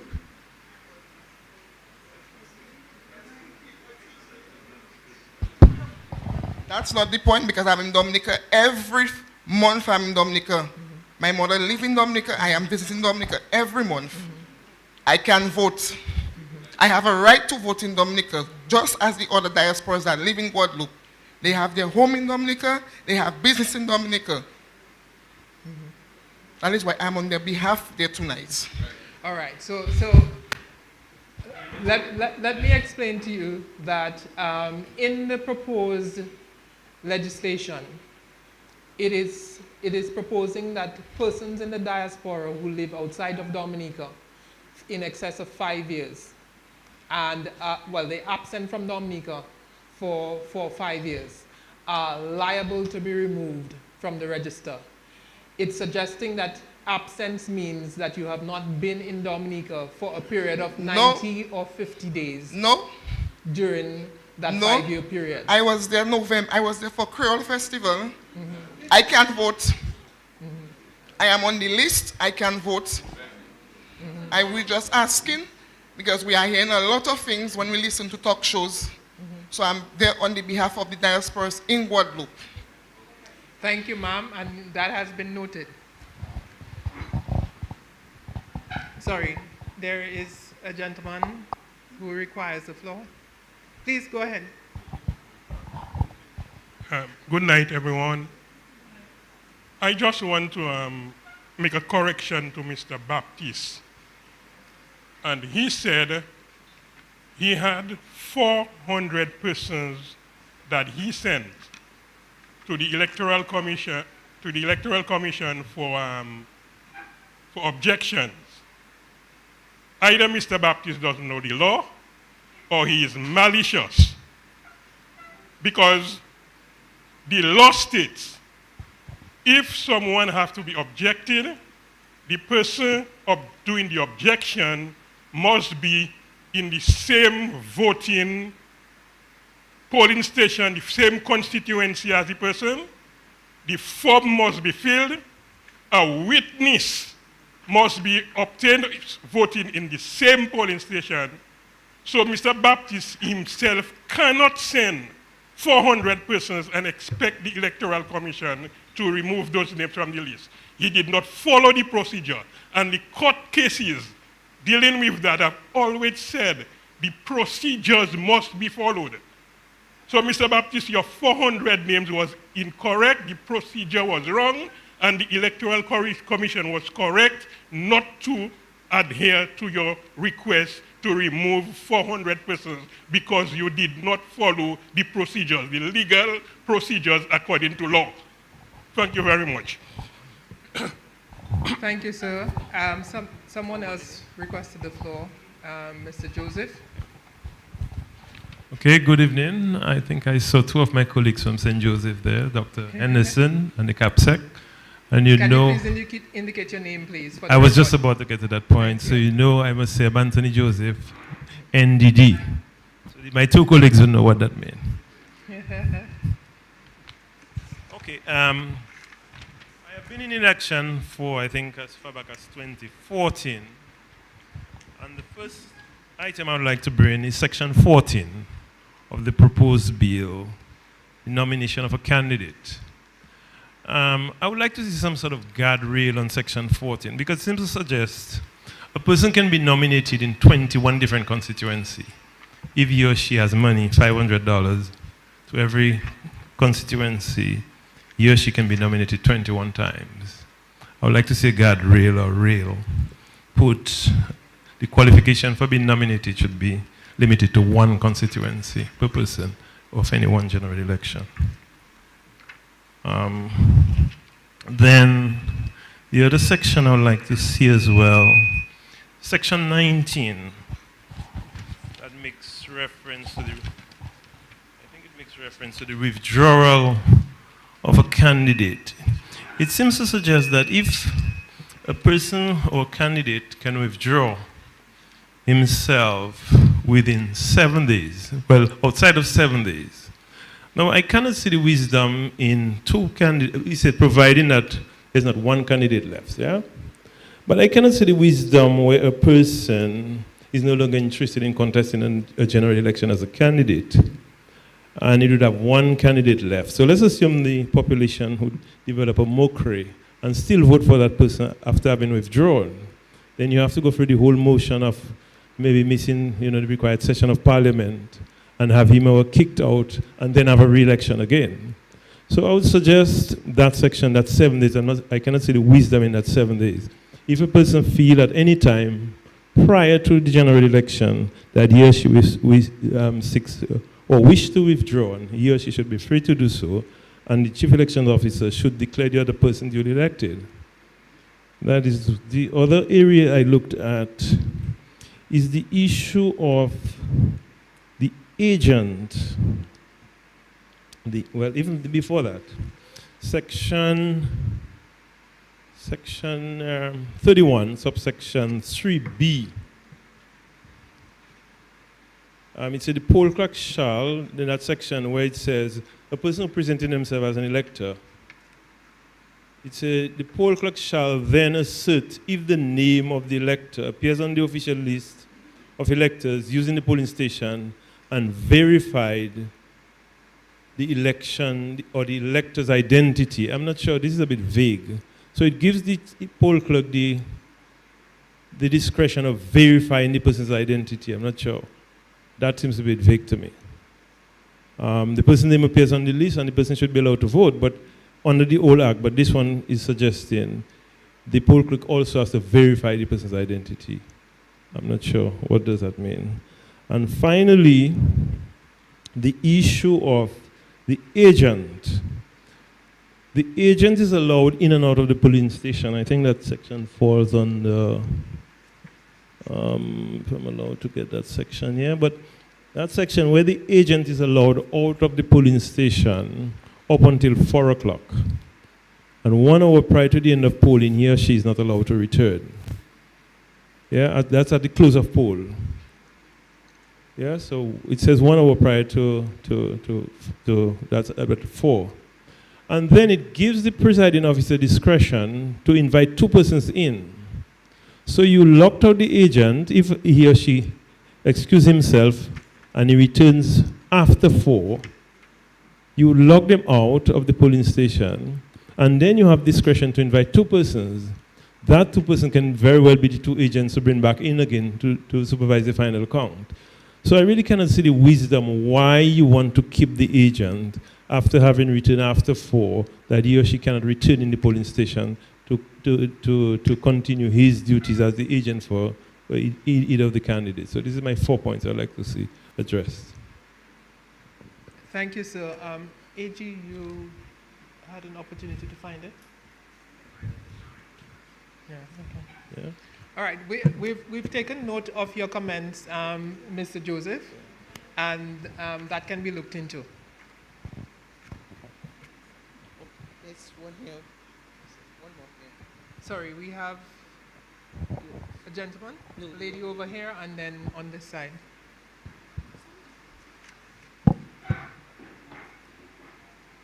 Hi, good evening. My name is Britannia Gregoire. I'm an executive member of BPW Dominica. Sorry, can you put the mic a little closer to you? And can you just repeat your name again, please? Britannia Gregoire. Britannia Gregoire. Yes, thank you. Okay. Before I touch on my 4 points, just to gear towards the other people who spoke this evening, there were 6 points highlighted at the beginning of the presentation that we were to answer, whereas everybody else, well, majority of the other speakers took it as an opportunity to push an agenda against what's going on. Clearly, they're taking the chance to listen to the voices of the people. That's why we're here. Secondly, to actually answer one of the questions, a general ID card would be the best option issued from birth that would have information such as your passport identification number, your driver's license registration number, etc., that would act as your voter's ID card. And that could be used and implemented in other places. Currently, if you don't have one of the 3 forms of valid ID, which is a driver's license, a passport, or your social security card, you don't have an acceptable form of official picture ID. So that would be a great thing to implement, and it's implemented in 100 countries around the world. Another point, I'm not too sure who made it. I think it was the lady up in purple. No incentive should be given to Dominicans to confirm their registration to vote. If you don't have an interest in voting, no one should force you to have one. You need to have an interest in your country on your own. You don't need an incentive to have it.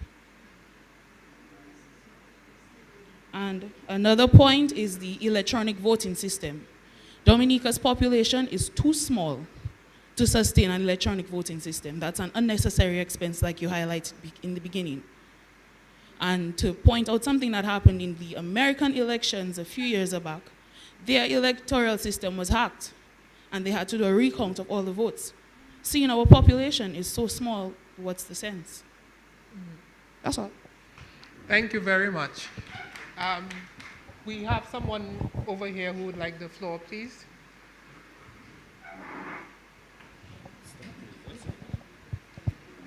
Good evening, everyone. My name is Dr. Eugene Zamo, Dean of Academic Affairs at the Dominica State College. Points I would like to bring forward: verification of residency. So, from what my understanding is, that to verify when you go to register for voting, you have to bring someone from the community to say that you live there, right? So, the person who is verifying from the community, how sure is that person, or who is somebody eligible to verify that, okay, Ms. Joseph is from the community? What is their standing that I am sure that they are saying the truth, that this person is from the community? Also, if I'm in the community only 3 months, I may not be known by the residents of the community. So can something else be used for verification of residence? Example, you go to the bank, you use a bill, you use some form of identification for residency. Secondly, length of time overseas. That's a problem. I find it unfair, in my opinion, that we go to the diasporas for commitment to give money to support the economy, and yet we're saying as a citizen you only have a certain amount of time, or your voting rights to be limited. There are ways to ensure that you monitor diaspora movement. With a voter's national ID or voter's ID, you can limit the amount of time, so renewal in person, like you do for passports, can be organized, right? The mental health issue has been brought up. My last one is, moving forward, given the fact that finances is an issue, how are we going to prioritize what should come first, what should come second, and so on? Thank you. Thank you very much for your comments. Those are points that have to be taken into account. On the question of verification of residency, for example, one has to look what is the best modality, because sometimes people move residents, they still get bills coming to their previous residence. So bills in and of itself cannot be an indication of residency. So you have to look at what is the best option that you can look at. What we've had since 1978 is that persons who live in the constituency must vouch for you. So if there's a better way of doing it, then we can explore that. But this is what has worked for us for the last 30, 40 years. Sorry, Mr. Timothy.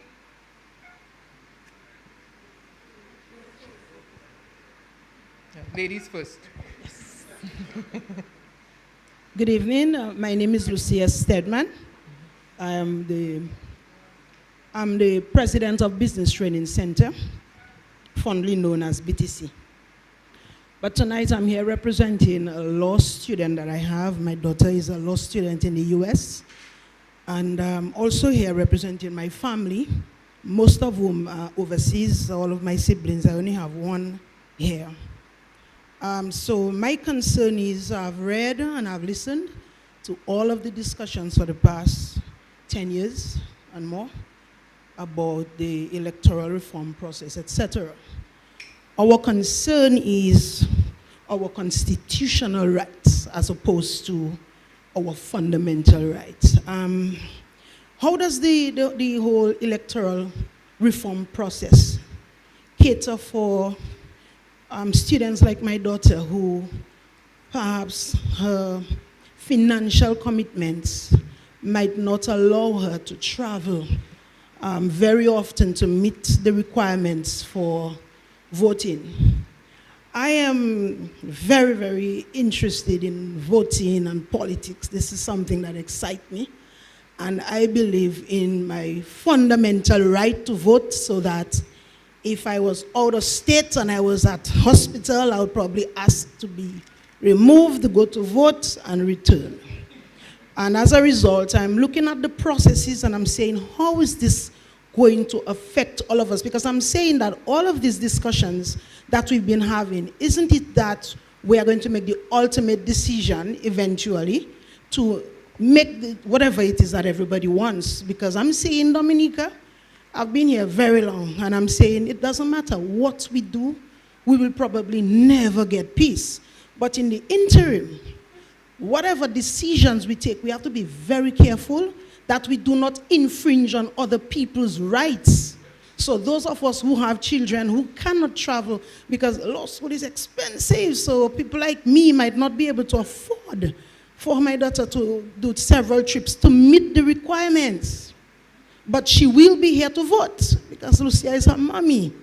Also, my family, you know, it's difficult because they have children, and I always ensure that they come to vote because they deposit their monies in the credit union movement that I support.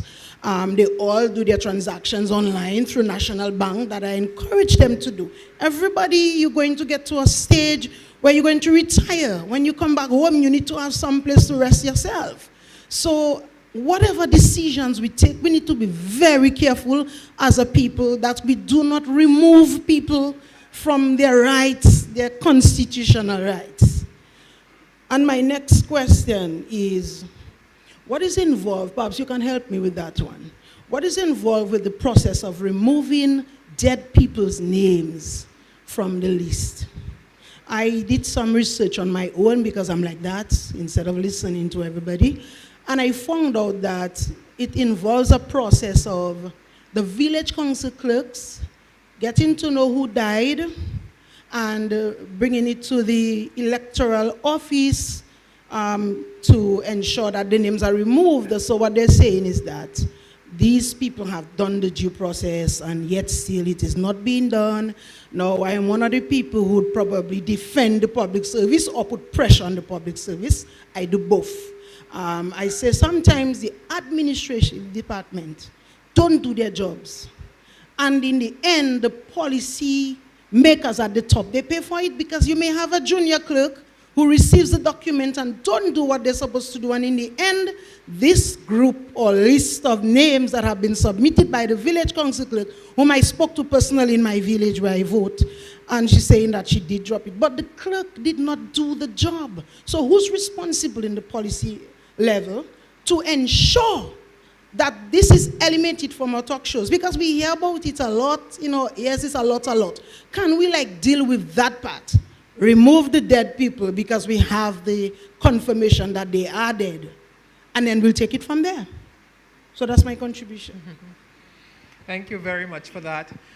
Just to indicate to you that what is proposed in the bill would be that there would be an exception for the 5-year absence rule for persons who are students, bona fide students, and also persons who are serving in a diplomatic position on behalf of the government. So in the case of your daughter, time would not run against her if she is at an institution studying. But it is an issue for us to discuss. You have indicated that besides your daughter, there are other members of your family who reside overseas who have a strong commitment to Dominica and should have the right to vote. So thank you very much for your comments in relation to that. On the issue of dead people, I do take your point in relation to it may be administrative issues sometimes why people are not removed. But the confirmation process that is being suggested is looking at people actually coming and verifying that they need to continue on the register. So it would automatically mean that dead people would be removed. So it would have that effect. Mr. Timothy and then Mr. Belfield. Okay, good evening, Jason Timothy, engineer. So I'm somewhat torn on this subject. I do believe that people who live overseas should remain on the list. Now the time frame is where it becomes tricky. The thing about it is, even when people move away for 20 years and you ask them where they're from, they're going to tell you Dominica. It goes against the spirit of being from somewhere and then removing that right that you are from that place. And again, we go back to, as she said, not everybody can afford to do it. I know there are people who come here every single year for Beat Carnival, Beat Creole Festival, and they are actually contributing so much to the country in those small times that I guess in the spirit of the thing, it goes against my belief that they should be taken out after 5 years. I think if we look at maybe something like 15 years, maybe we now start to get into the realm of something we can discuss. But it's kind of difficult for me to sign off on that 50 days in 5 years. So I just want to put that out there. Thank you very much, sir. Mr. Belfield.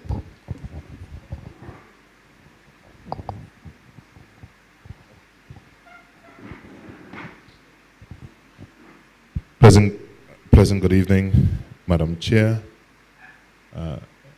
Attorney General at the head table, Mr. Prime Minister, members of Cabinet, observers, special invitees, and to the rest of us that know very little about the Constitution.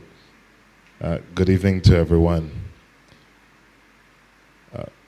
My stay here is going to be very brief, and I'm here to really, Phoenix Belfield, Credit Union, and Credit Union. There are a couple of things I wanted to know, and they're centered around 4 particular areas that the AG mentioned. Eligibility, identification, access to media, and campaign financing. So just some general questions. On the issue of eligibility, and I was happy when the lady from the diaspora mentioned about it, because I wanted to ask the question, how much of a stake is a stake? We know for our small islands, we're very dependent on remittances. A lot of the persons who have gone abroad support the economic activity happening back home. And the question we would need to ask ourselves is, how much of a stake does the diaspora need to have a meaningful voice in what happens here? Because if you're remitting 80% of your salary back home, then is that enough as a stake to be able to have a voice? And so if we say to them that we know what happened after Hurricane Maria and the outpouring of support, if we say that we can accept your help, we can accept your financial contributions, but you're not good enough to influence what happens here, then it is something that we need to consider. So that's on eligibility. So how much of a stake is a stake, if there's any at all? Sometimes we might want to go for Balau. Do you have any recommendations on that? I know you're posing the question.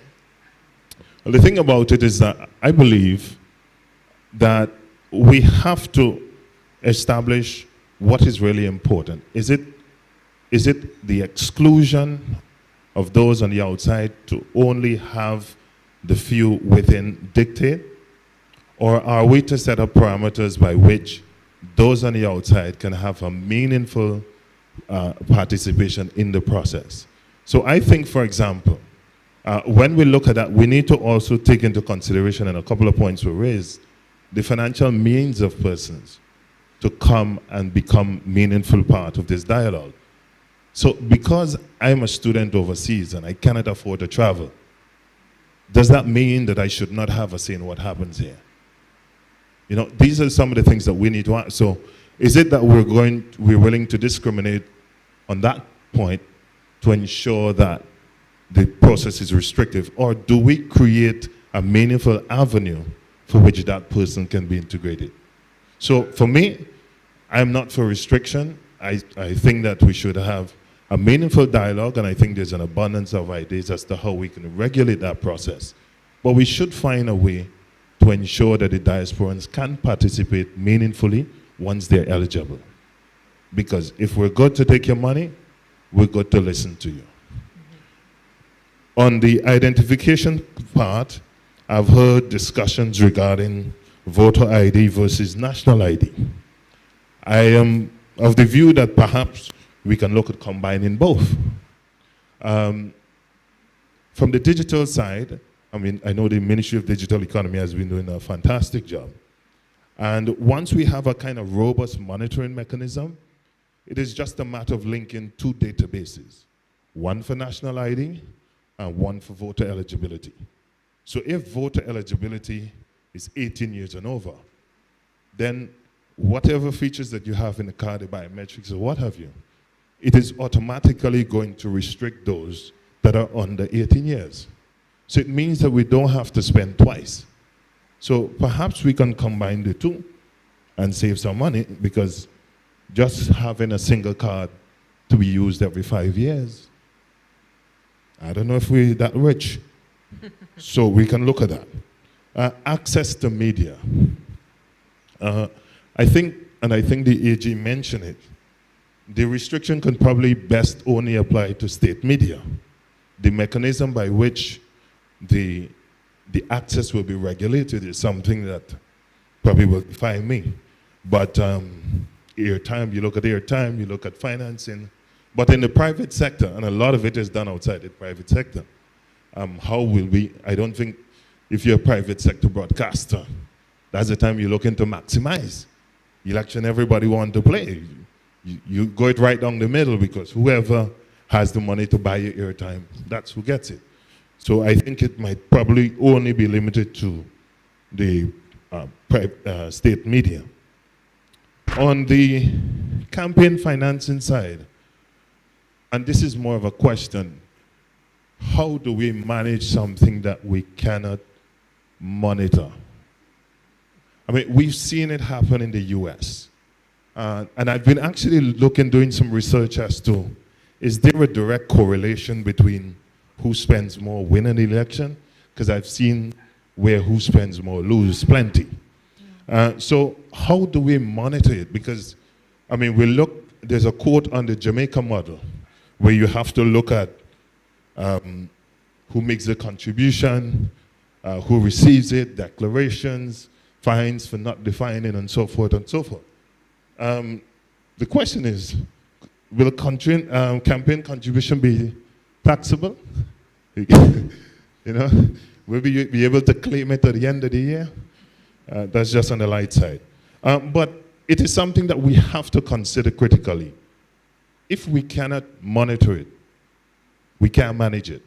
So then we need to now put in the elements within it that is going to ensure that whatever we set, and it cannot be aspirational, it has to be something that we can manage. And so if we're going to define that, it needs to be some sort of declaration, persons need to define, entities or individuals that are contributing needs to define. They need to be, for example, you can decide as a candidate if you go based on the funds of your party or you're going to be privately funded, what are the limits and ceilings of that fund and so forth. So it has to be, it cannot be aspirational, it has to be, because if you cannot manage it, if you cannot monitor it, then what's the point? Thank you. Thank you very much, Mr. Belfield. The lady wants the floor. Sorry.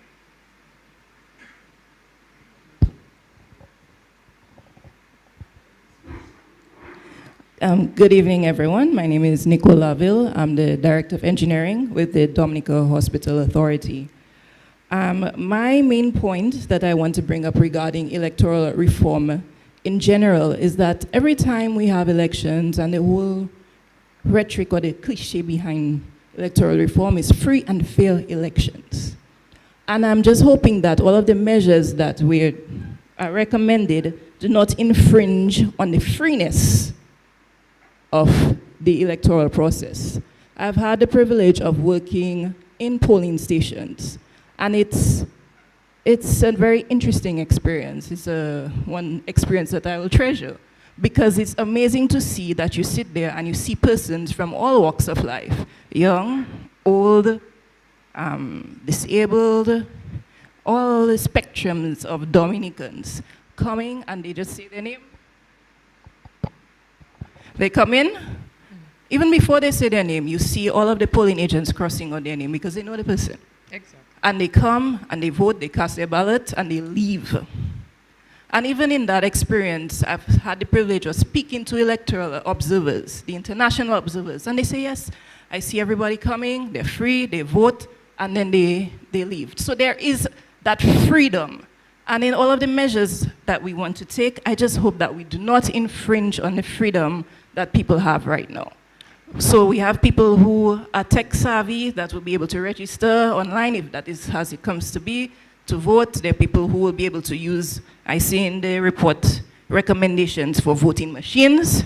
There are people who will be able to use it, and then some people will watch it and say, I don't want to interfere with that. So we have to be very careful and think of options and think of our population when we're doing that. That is my contribution. Thank you very much. Another lady wants the floor, and then, sorry, before you. Thank I you, think you wanted the floor. gentlemen, Madam Chairman, and Your Excellencies. I found it very interesting that Sorry, Dr. Robertson Thomas. we need you to speak into the mic because it's been transcribed, so Okay. she needs to hear what you're My saying. name is Robertson Thomas, medical doctor. Thank you. I found it interesting that Dr. Robinson started off the floor by asking the question about somebody who is defined as mentally ill, excluded, so to speak, from his right to vote. In 2022, the DAEC wrote regarding ministers of religion and their involvement in elective or representative politics. And the Constitution, in effect, equates the minister of religion to somebody who is mentally ill, because he or she can't vote, or someone is an inmate at the prison, part of the Constitution, Section 32. And so there may be a justification for that, but I would love to know what that is. But I think it's an area that needs to be given some due consideration. Thank you. Thank you for that comment as well. Sorry, Dr. Joseph, and then.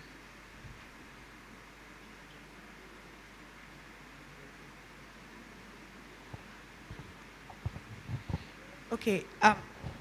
Done? Okay. Right. Mr. Belfield raised an interesting point on the question of campaign financing.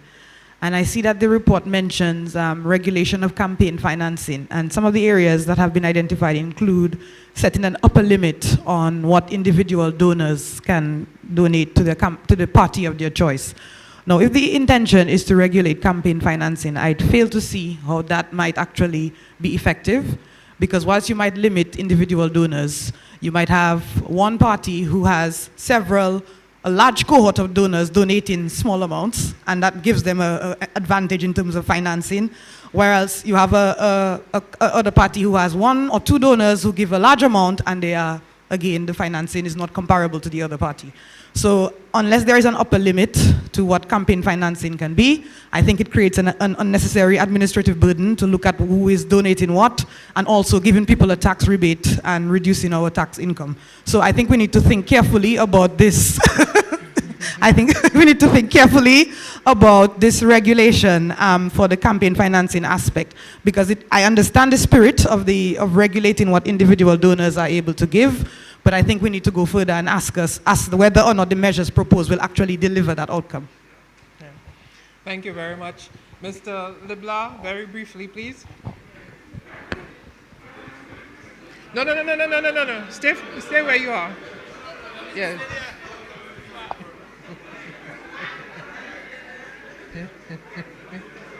Yes.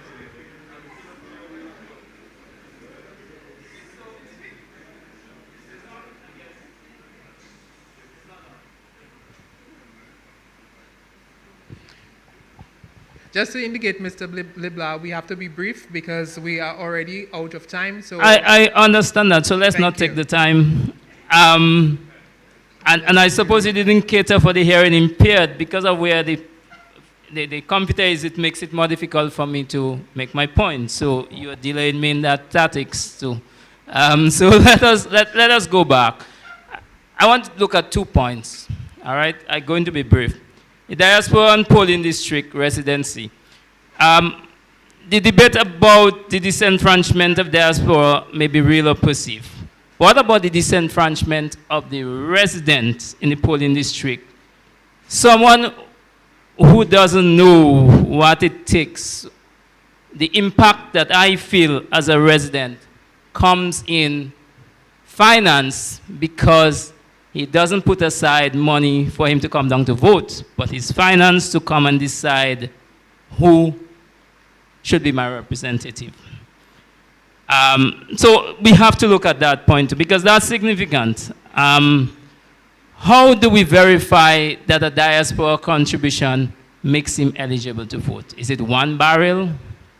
Is it $10,000? How do we do that? Should the diaspora be required to file tax return to be eligible to be called contributing? And how do we make it equitable that every overseas diaspora doesn't feel disenfranchised? Somebody in Niger or somebody in Timbuktu or somebody in California. How do we make that decision? Let's look at campaign financing and paying people to vote because they're intertwined. Mark you. Senior Counsel Tony Astafan says, you have not been able to prove that a particular person was brought in to vote for a particular person. Sure, maybe not, but you admit that there is a wide and common practice that impacts the wishes of the resident population by persons who are not passionate enough to afford it themselves to come to vote. And I come because of the trip. I have not come before. I have not been able to send a barrel to my grandmother who wear Pampers, but I come for the trip. And I'm not so interested, except for coming for the trip. And it doesn't mean because we can prove something legally that it's not wrong and it doesn't affect us. Just to indicate to you, Mr. Leblanc, that what the law says is that the facilitating of a voter by either providing transportation, please let me just finish, please, providing transportation for them to come to vote is not illegal unless it's done with corrupt intent. That's what the law says. I'm not debating that, and I buy myself 30 seconds. Let me move to the other point. That's actually 2 points, but... How oh shit, my fingers. You see, she disturbed me, and I need to buy some time. Take my time. Okay, have people tell me take my time. Good. That makes it, we are all in the same boat dealing in the same matters. That's good. So, So there are two ways to deal with that issue of diaspora and paying for votes and so. One of it is can we allocate some of the funds for campaign financing to those who cannot afford to come and vote and do it in a transparent way? Should that be one way to look at it? And then we manage campaign financing and paying people for votes, because they intertwine. The other way is, can we have constituencies dedicated for the diaspora? The lady wants to be able to contribute to Dominica's affairs, but it doesn't mean that she has to disturb the residents in the police district about the way they live. She can contribute, of course, by having a constituency for diasporas. And not only for diasporas, but don't forget the CBI citizens. Can we have one for them too? Because we're speaking about 42,000 CBI citizen holders versus possibly 55,000 eligible voters. And Dominica's situation is not common in CARICOM or the OECS or the Commonwealth. So we need to deal with that matter too. My last point have to do with dealing with, give me a minute. My stuff now. Technology is messing up. Now I understand why ladies say you don't want good technology. Okay. We have to deal with the link between the perceived or illegal practices and enhancing how we deal with enforcement. Mrs. Didier said it well on Monday, that we enact a provision in law so that we can enforce and encourage and preserve something that is good in the society, and or to discourage, to stem, or to curtail or eradicate unfair or illegal practice or bad practices in the society. The provisions of the new law should make it fairly good to enforce. We should make it very easy to enforce. Senior Counsel Tony Astafan has been saying basically we should make into sins those who are culpable, but you cannot catch them properly. And that's not what we want as a society. If we have laws that we not enforce it, we can't enforce it because they keep going to court, and by some technicality they are not enforceable. We need to fix that. Not make sins of the guilty people. The law should provide avenues to make it easy to be enforced and discourage bad practices. It is rather incomprehensible that there are time restrictions for filing election petitions and challenges, but no time limit to make sure that those petitions are heard. And especially within an election cycle. Something is wrong, and we need to fix that. Thank you, Mr. Leblanc. Let me just ask you one question. You're very much welcome for giving me more time. Thank you. I've heard the issue raised about CBI citizens. And I just want you to tell me, we've had citizenship by investment for almost 30 years now. How many of those citizens have been on the electoral register, to your knowledge? To my knowledge? Zero. No. Are you in the practice of asking a question and answer it yourself? Well, give me a minute. Give me a minute. I know time is of the essence. I think the answer is very clear, but anyway. You say you don't want an answer. But are you saying that we should allow ourselves to be caught by surprise? Because at the end of the day, if you're speaking about 42,000 CBI citizens... But you will agree with me that... I'm not agreeing anything with you. I'm saying, I'm putting another point forward to you. Okay, you will agree with me that we should deal with an issue before it surfaces on our hands. So it has not surfaced. In other words, it has not surfaced. So you're waiting for it. You're waiting for your grandchild to take the gun and shoot you before you put it away. So Mr. Leblanc, the law requires you to be resident in a particular constituency for at least 3 months for you to qualify as a Dominican citizen to vote. It also provides that you can also vote in Dominica. I think we don't need to waste the time. I know the law about that. So don't try to teach me. Right. Yeah. I'm glad that you do. Yes. So, but I'm saying we need to protect ourselves.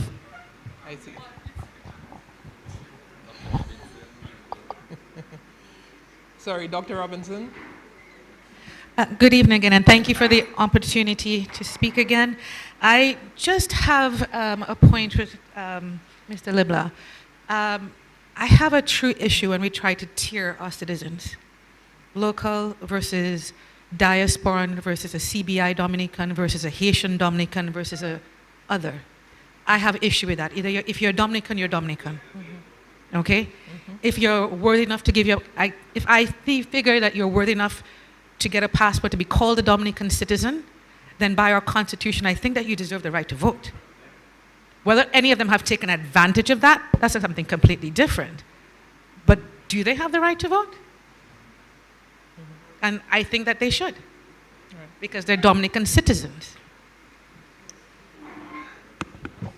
Thank you very much for that.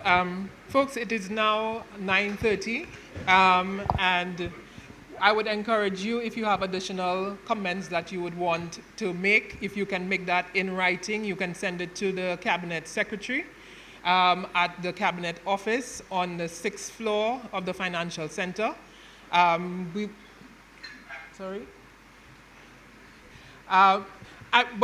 need to be guided. If we can have more airtime and have the people still there, we can continue. Okay. Okay. So I'm guided that we can continue. So.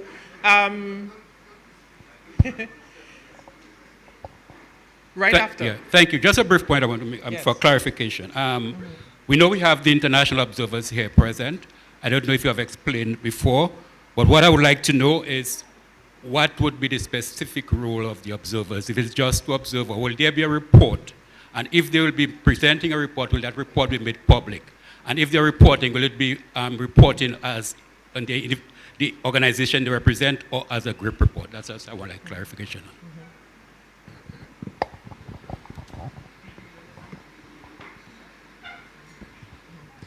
on. It is my understanding that the observers here will be preparing reports in relation to it. It has always been that the government has made reports from observers available, and the observers themselves make those reports available. So I would expect that any reports coming out of this observation will be made available either directly by the observers themselves or by the government or by both. Sorry? Right. And they would have received copies of the report as well, and I am sure they are listening very carefully to all of the discussions and the contributions that are being made. Sorry, sir?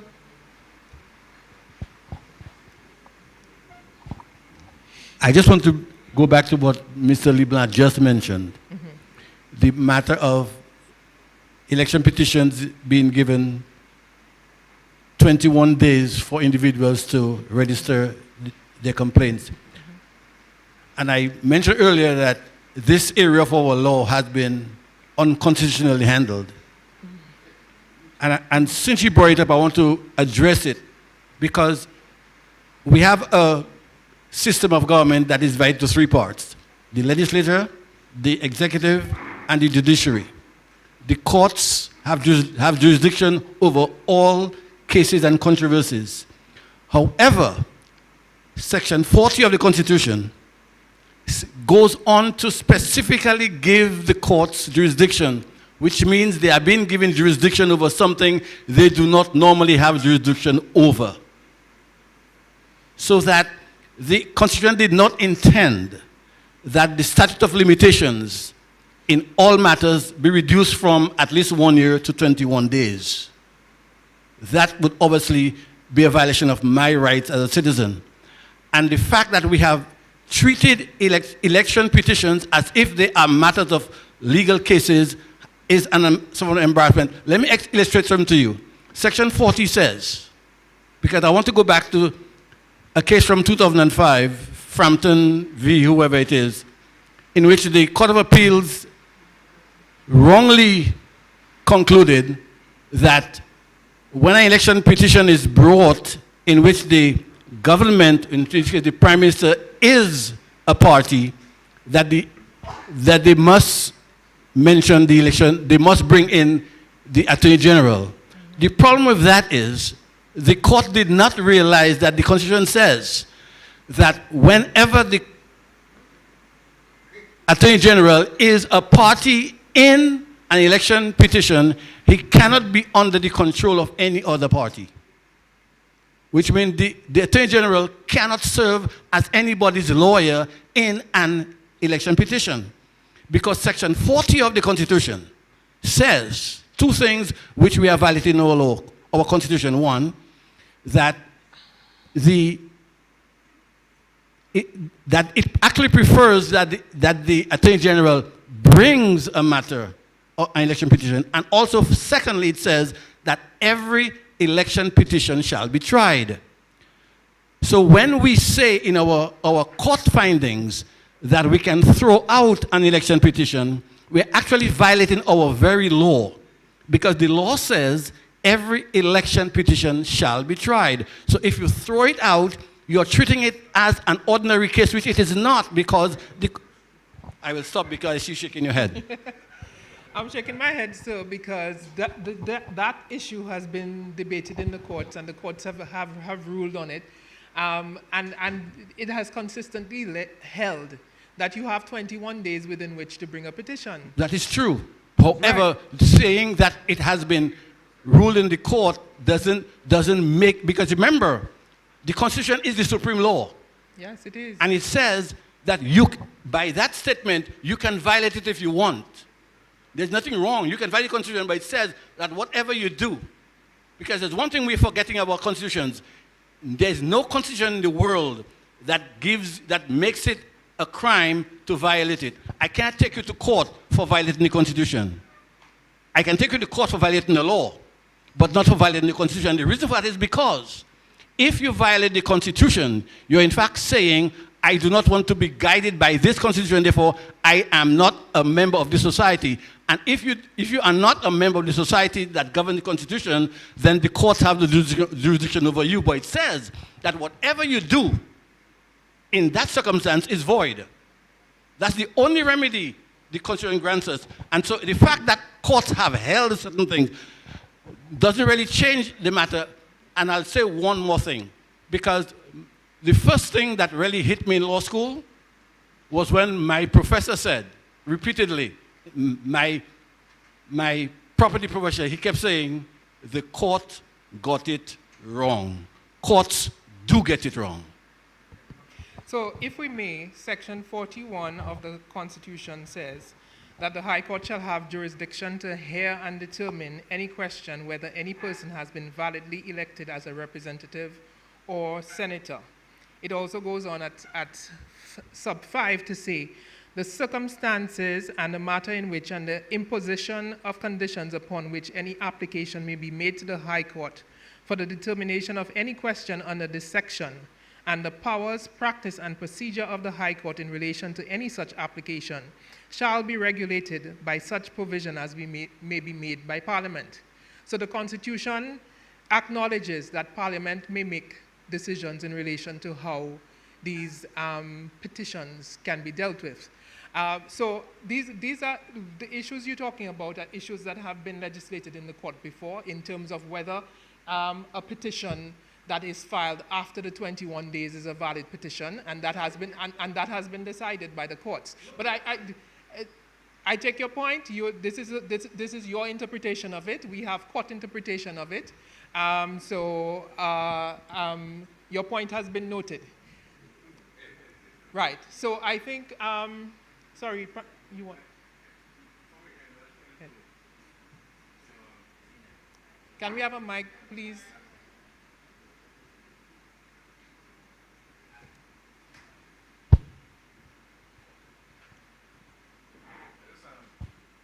I know the issue has been raised about CBI citizens and so on, but our Constitution also allows for Commonwealth citizens who meet the residency requirement to vote in Dominica. Rwanda is in the Commonwealth.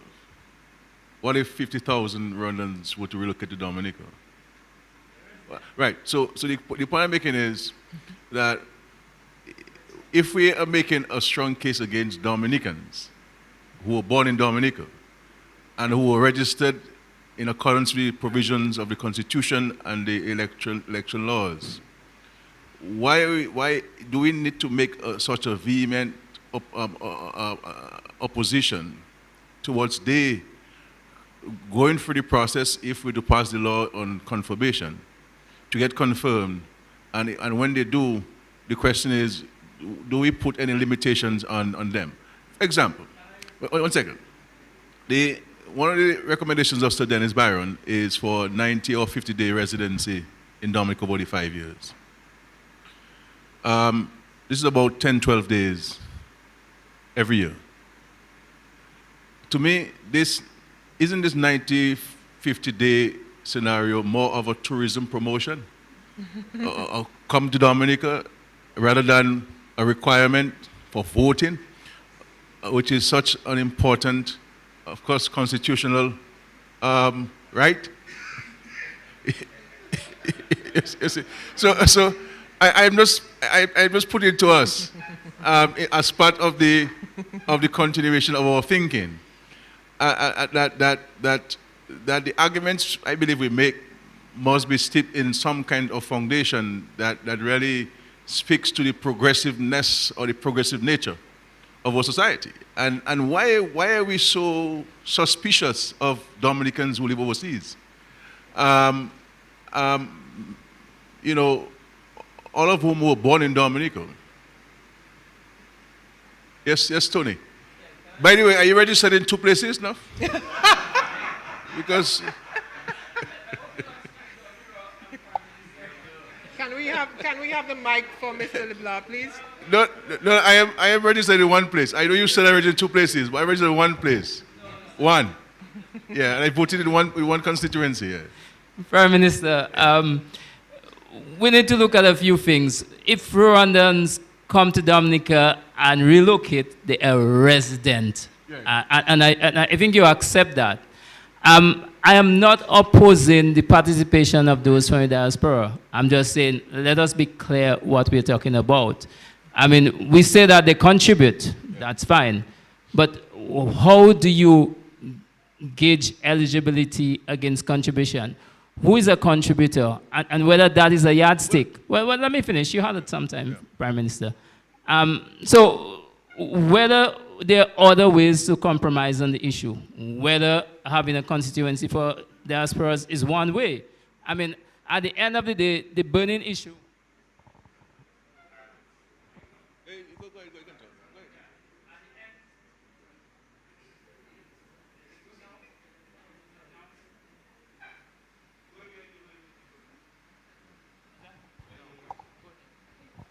No, but you want the people on the radio to hear me too.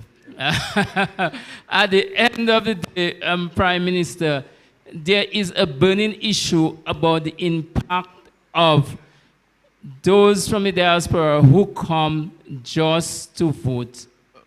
Wait, let me finish. Just to vote.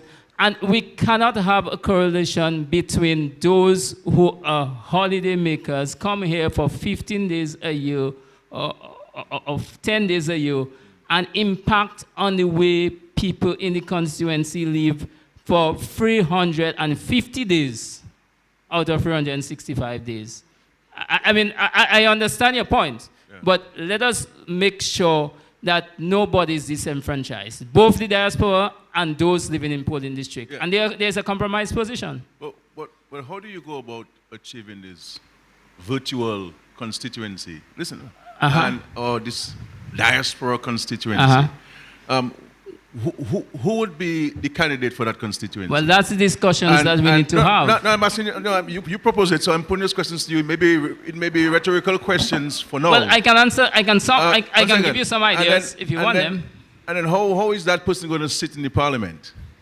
I can give you some ideas for that.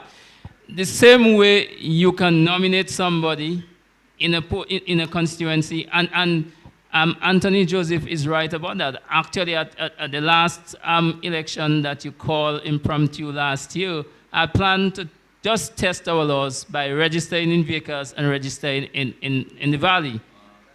But I was too busy with the geothermal project. But the point is, Prime Minister. you had intention of breaking the law? No, I'm testing the law. Mr. Joseph is right about that. But the point is the same way you nominate somebody is the same way you can nominate somebody from the diaspora. And the point is you do not have, according to our law now, Dr. Vince Henderson could go up in Granby, but he was not necessarily resident in Granby. Why couldn't somebody from living in Dominica be representing diaspora or vice versa? And that's a question, though. A question.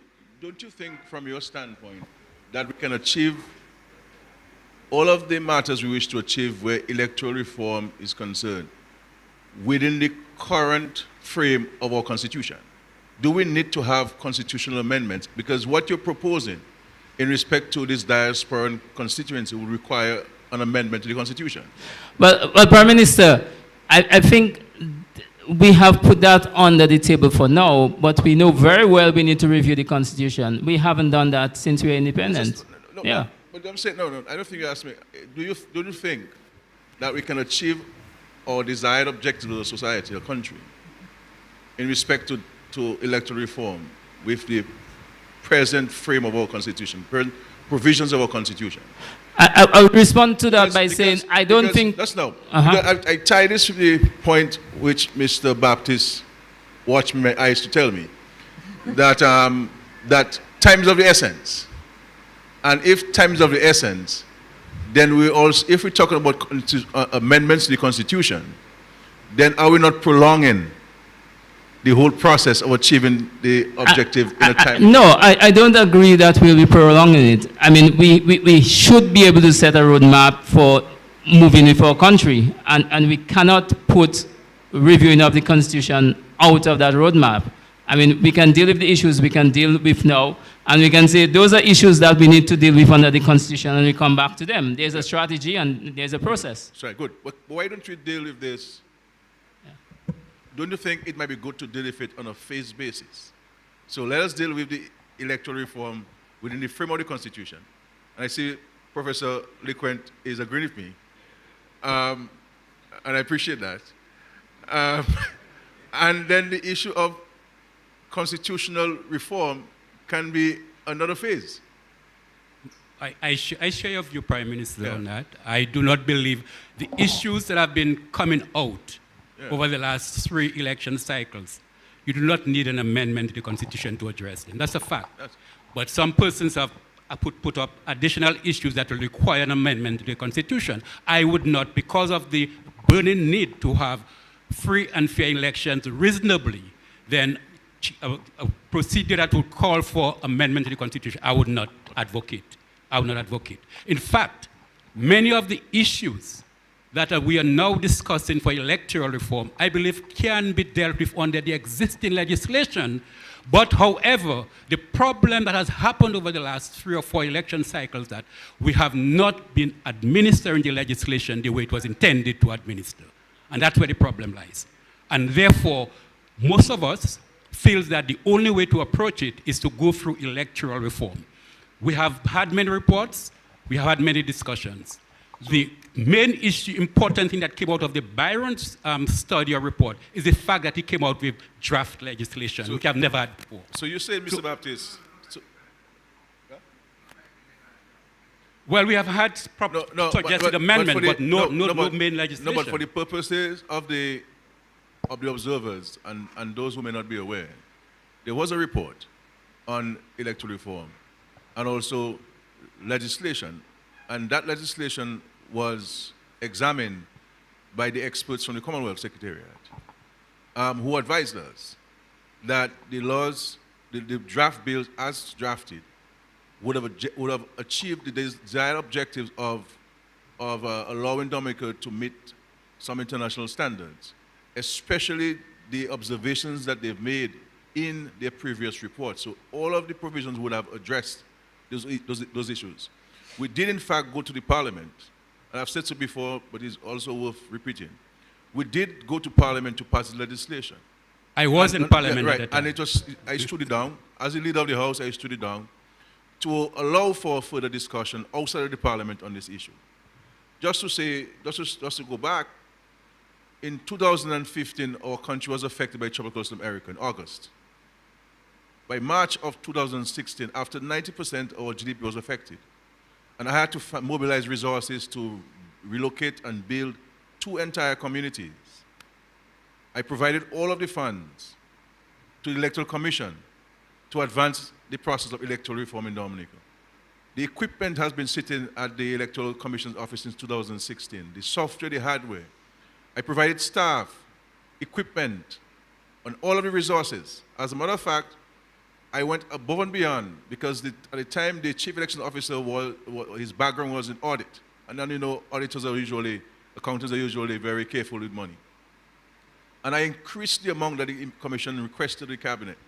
Because I wanted to ensure that they have not only what they requested, but more than what they requested, as a clear demonstration of the government's commitment to electoral reform. And so, had we passed legislation in 2017, Mr. LeBlanc, we would not be here. We'll be talking. What we're doing there now is to talk about constitutional reform, which we're discussing now, and not electoral reform. Had we allowed the legislation to go in 2017. Now, when we stood down the legislation in 2017, I directed and asked the Attorney General to write to all political parties and various representative bodies in Dominica and attach the draft bill to the law, though it was posted in the government website prior to us going to Parliament. And we wrote to them saying, look, this is what we're taking to Parliament, or we took to Parliament. Which clauses you do not agree with, and which do you agree with? We never got a response from any of those organizations. Yeah. And so my hope, as I said last night, because you see, we speak a lot about electoral reform in a peripheral manner, right? But not sitting down as the young lady did, and some other people have done, and make specific and concrete recommendations on the 6 or 7 fundamental points that we've been talking about. And really, not really the 6 points, really. It's really been the bloating of the voters list, or whatever you call it. So we have to go for a process of confirmation or verification. The issue of whether we do away with the 5 years or we keep the 5 years residency requirement in Dominica. Coming to Dominica once a year, whatever it is. The issue of ensuring that on a continuous basis, that the issue of dead people can be automatically removed. And in the legislation that's been recommended here, it ties the registrar of deaths to the Electoral Commission so that automatically a name will be transmitted to the Electoral Commission and the name will be removed automatically with the use of technology. And really, these are the issues. The issue of campaign financing. As you know, we are the most organized and most comprehensive political organization in Dominica. What is being proposed in the law is okay with me. But we also have to look at fairness. It will not be okay to many political organizations in Dominica because it's placing in positions on political parties of staffing. Where are they going to get the monies to pay for the staff that the law is imposing on them to ensure that they can fulfill the obligations under the law? So my view, my dear friends, fellow citizens, is for us to reduce the discussion, because what we have to do is to agree on what are the fundamental policy positions so that those policy positions can be reflected in the legislation. And so let us move away from these speeches that we've been given for so many years that allows for contentious engagement, because we make all sorts of statements that are imputing improper motives, that are innuendos, falsehoods, and so on. Let us move away from this. Let us focus on the report. Let us look at the report on the 4 or 5 things that we need to address and move forward. And so this is what I want to put to us. And so I'm hoping that in your new submission, Mr. LeBlanc, because you have been, all fairness to you, you have been relentless as a citizen in respect to your voice. Rightly or wrongly, whatever you say, whether it's true or not, that's a separate issue. But you have been engaged and engaging in the issue of electoral reform. And I recognize your dedication and commitment to the cause. But the cause, when you have a cause, you must look for an end. Exactly, Prime Minister. And what is the end? And so exactly. the rhetoric has to change a bit. So to more mature engagement, and not not seeking to go around the issues and not in a fundamental way. So I think you may have been listening to my presentation, and that's exactly what I said. I listen to everybody, yes. Yes, so that's exactly what I said, Prime Minister. And are you going to help put the machinery in place that we have an end by having a grouping of body of persons similar to what we did with the electoral reform group? I can consider that. I can consider that, but there's a difference between considering and committing, Prime Minister. I can commit to that. I'll tell you why. Okay, tell me. The president of the Bar Association said on Monday that she has not been able to convene a meeting of her fraternity, and she's unlikely to get a consensus among her membership. Now, if you put someone like that on a committee to review legislation and make recommendations, who is she representing? And so what makes I'm putting to you, what makes me or you or Dr. Joseph's more important than the fisherman from Scotland or the farmer from Penville? We all have a voice, and therefore we have to ensure that every Dominican, as far as possible, is given opportunity to be heard on this matter, and not those of us who believe that we are only the voices of the people of Dominica. Because I am the person in this room and in the country who represent more people. But I don't think that I have a bigger voice than anybody in this country in respect to electoral reform. I have only one voice, and that's mine. I will be able to influence others. That's a separate consideration. But everybody must be given a voice. And I don't think it is right at this stage for us to close the consultative process and pick 5-6 people and say, you have been appointed by the Prime Minister again, because they say I should not be appointing anybody, but you asked me to appoint people. No, I didn't ask you to appoint people, Prime Minister. You got it wrong. I'm saying that, Tony, I don't think at this stage it is the right time to give consideration to that. So when is the right time? I think we have to allow for consultation. Fine, I have no problem with that. We go into the villages, to the constituencies. Prime Minister, you need to give me a chance sometimes to speak. Let's be fair. I have not said that it needs to be appointed by you, first of all. And my emphasis was on transparency and pulling it out from the political parties, giving it to the Electoral Commission to handle, and to have a cadre of persons from the public to deal with it. Yes, I know that there are a lot of organizations in Dominica that are in shambles. Whether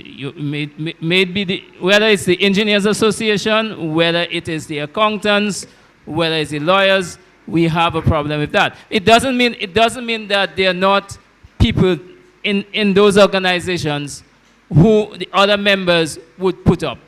All right? And we shouldn't use that as an excuse to say we cannot do it. Once we do that, we're going back in circles, and we use it as an excuse for us to go back in circles. I'm not saying we can't do it. All I'm saying is that it is too early for us to make that suggestion. I think we need to allow for the consultative process to carry through. If we go ahead and say tonight, we're appointing a committee. Listen to me. We're appointing a committee on Friday or Monday.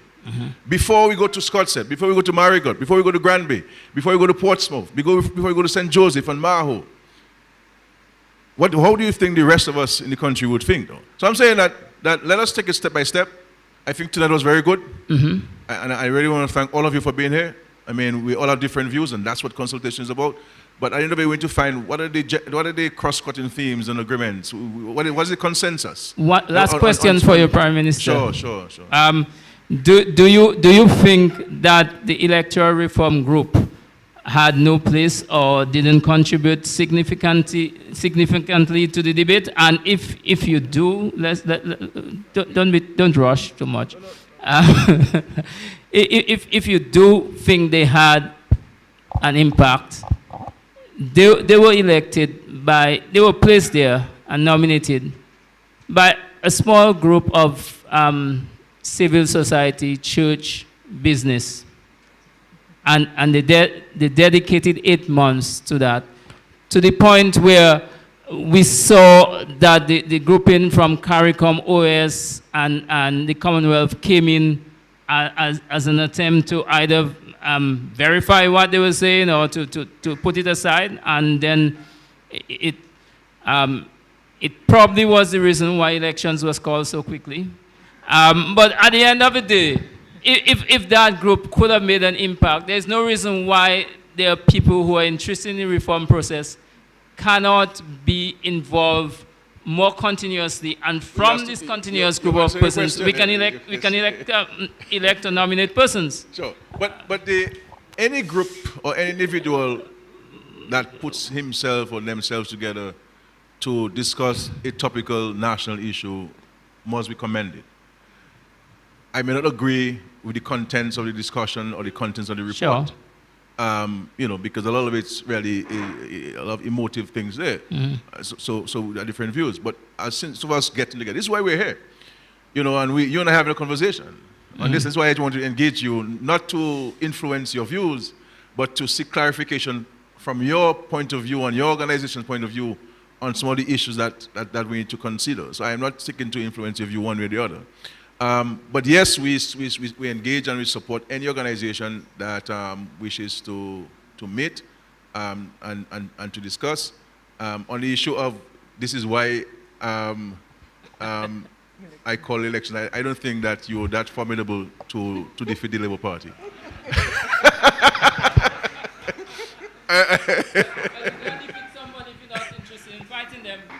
But I don't, because there's no need for me to fight. Exactly. So there's no need for me to fight. So how could I?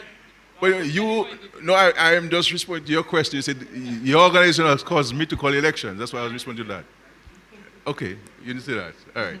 But thank you very much. Thank you. Thank you, Prime Minister. And it's very good to see that we're having a discussion. We're talking not at each other, but with each other. So I think that's healthy. And I think we just had a good discourse between the Prime Minister and Mr. LeBlanc and others.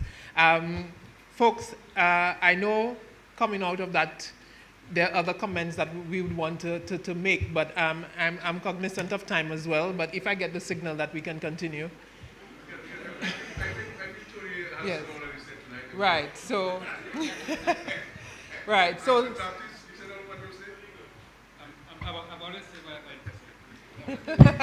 So thank you all very much. We do have some refreshments in the room on the left, and thank you very much.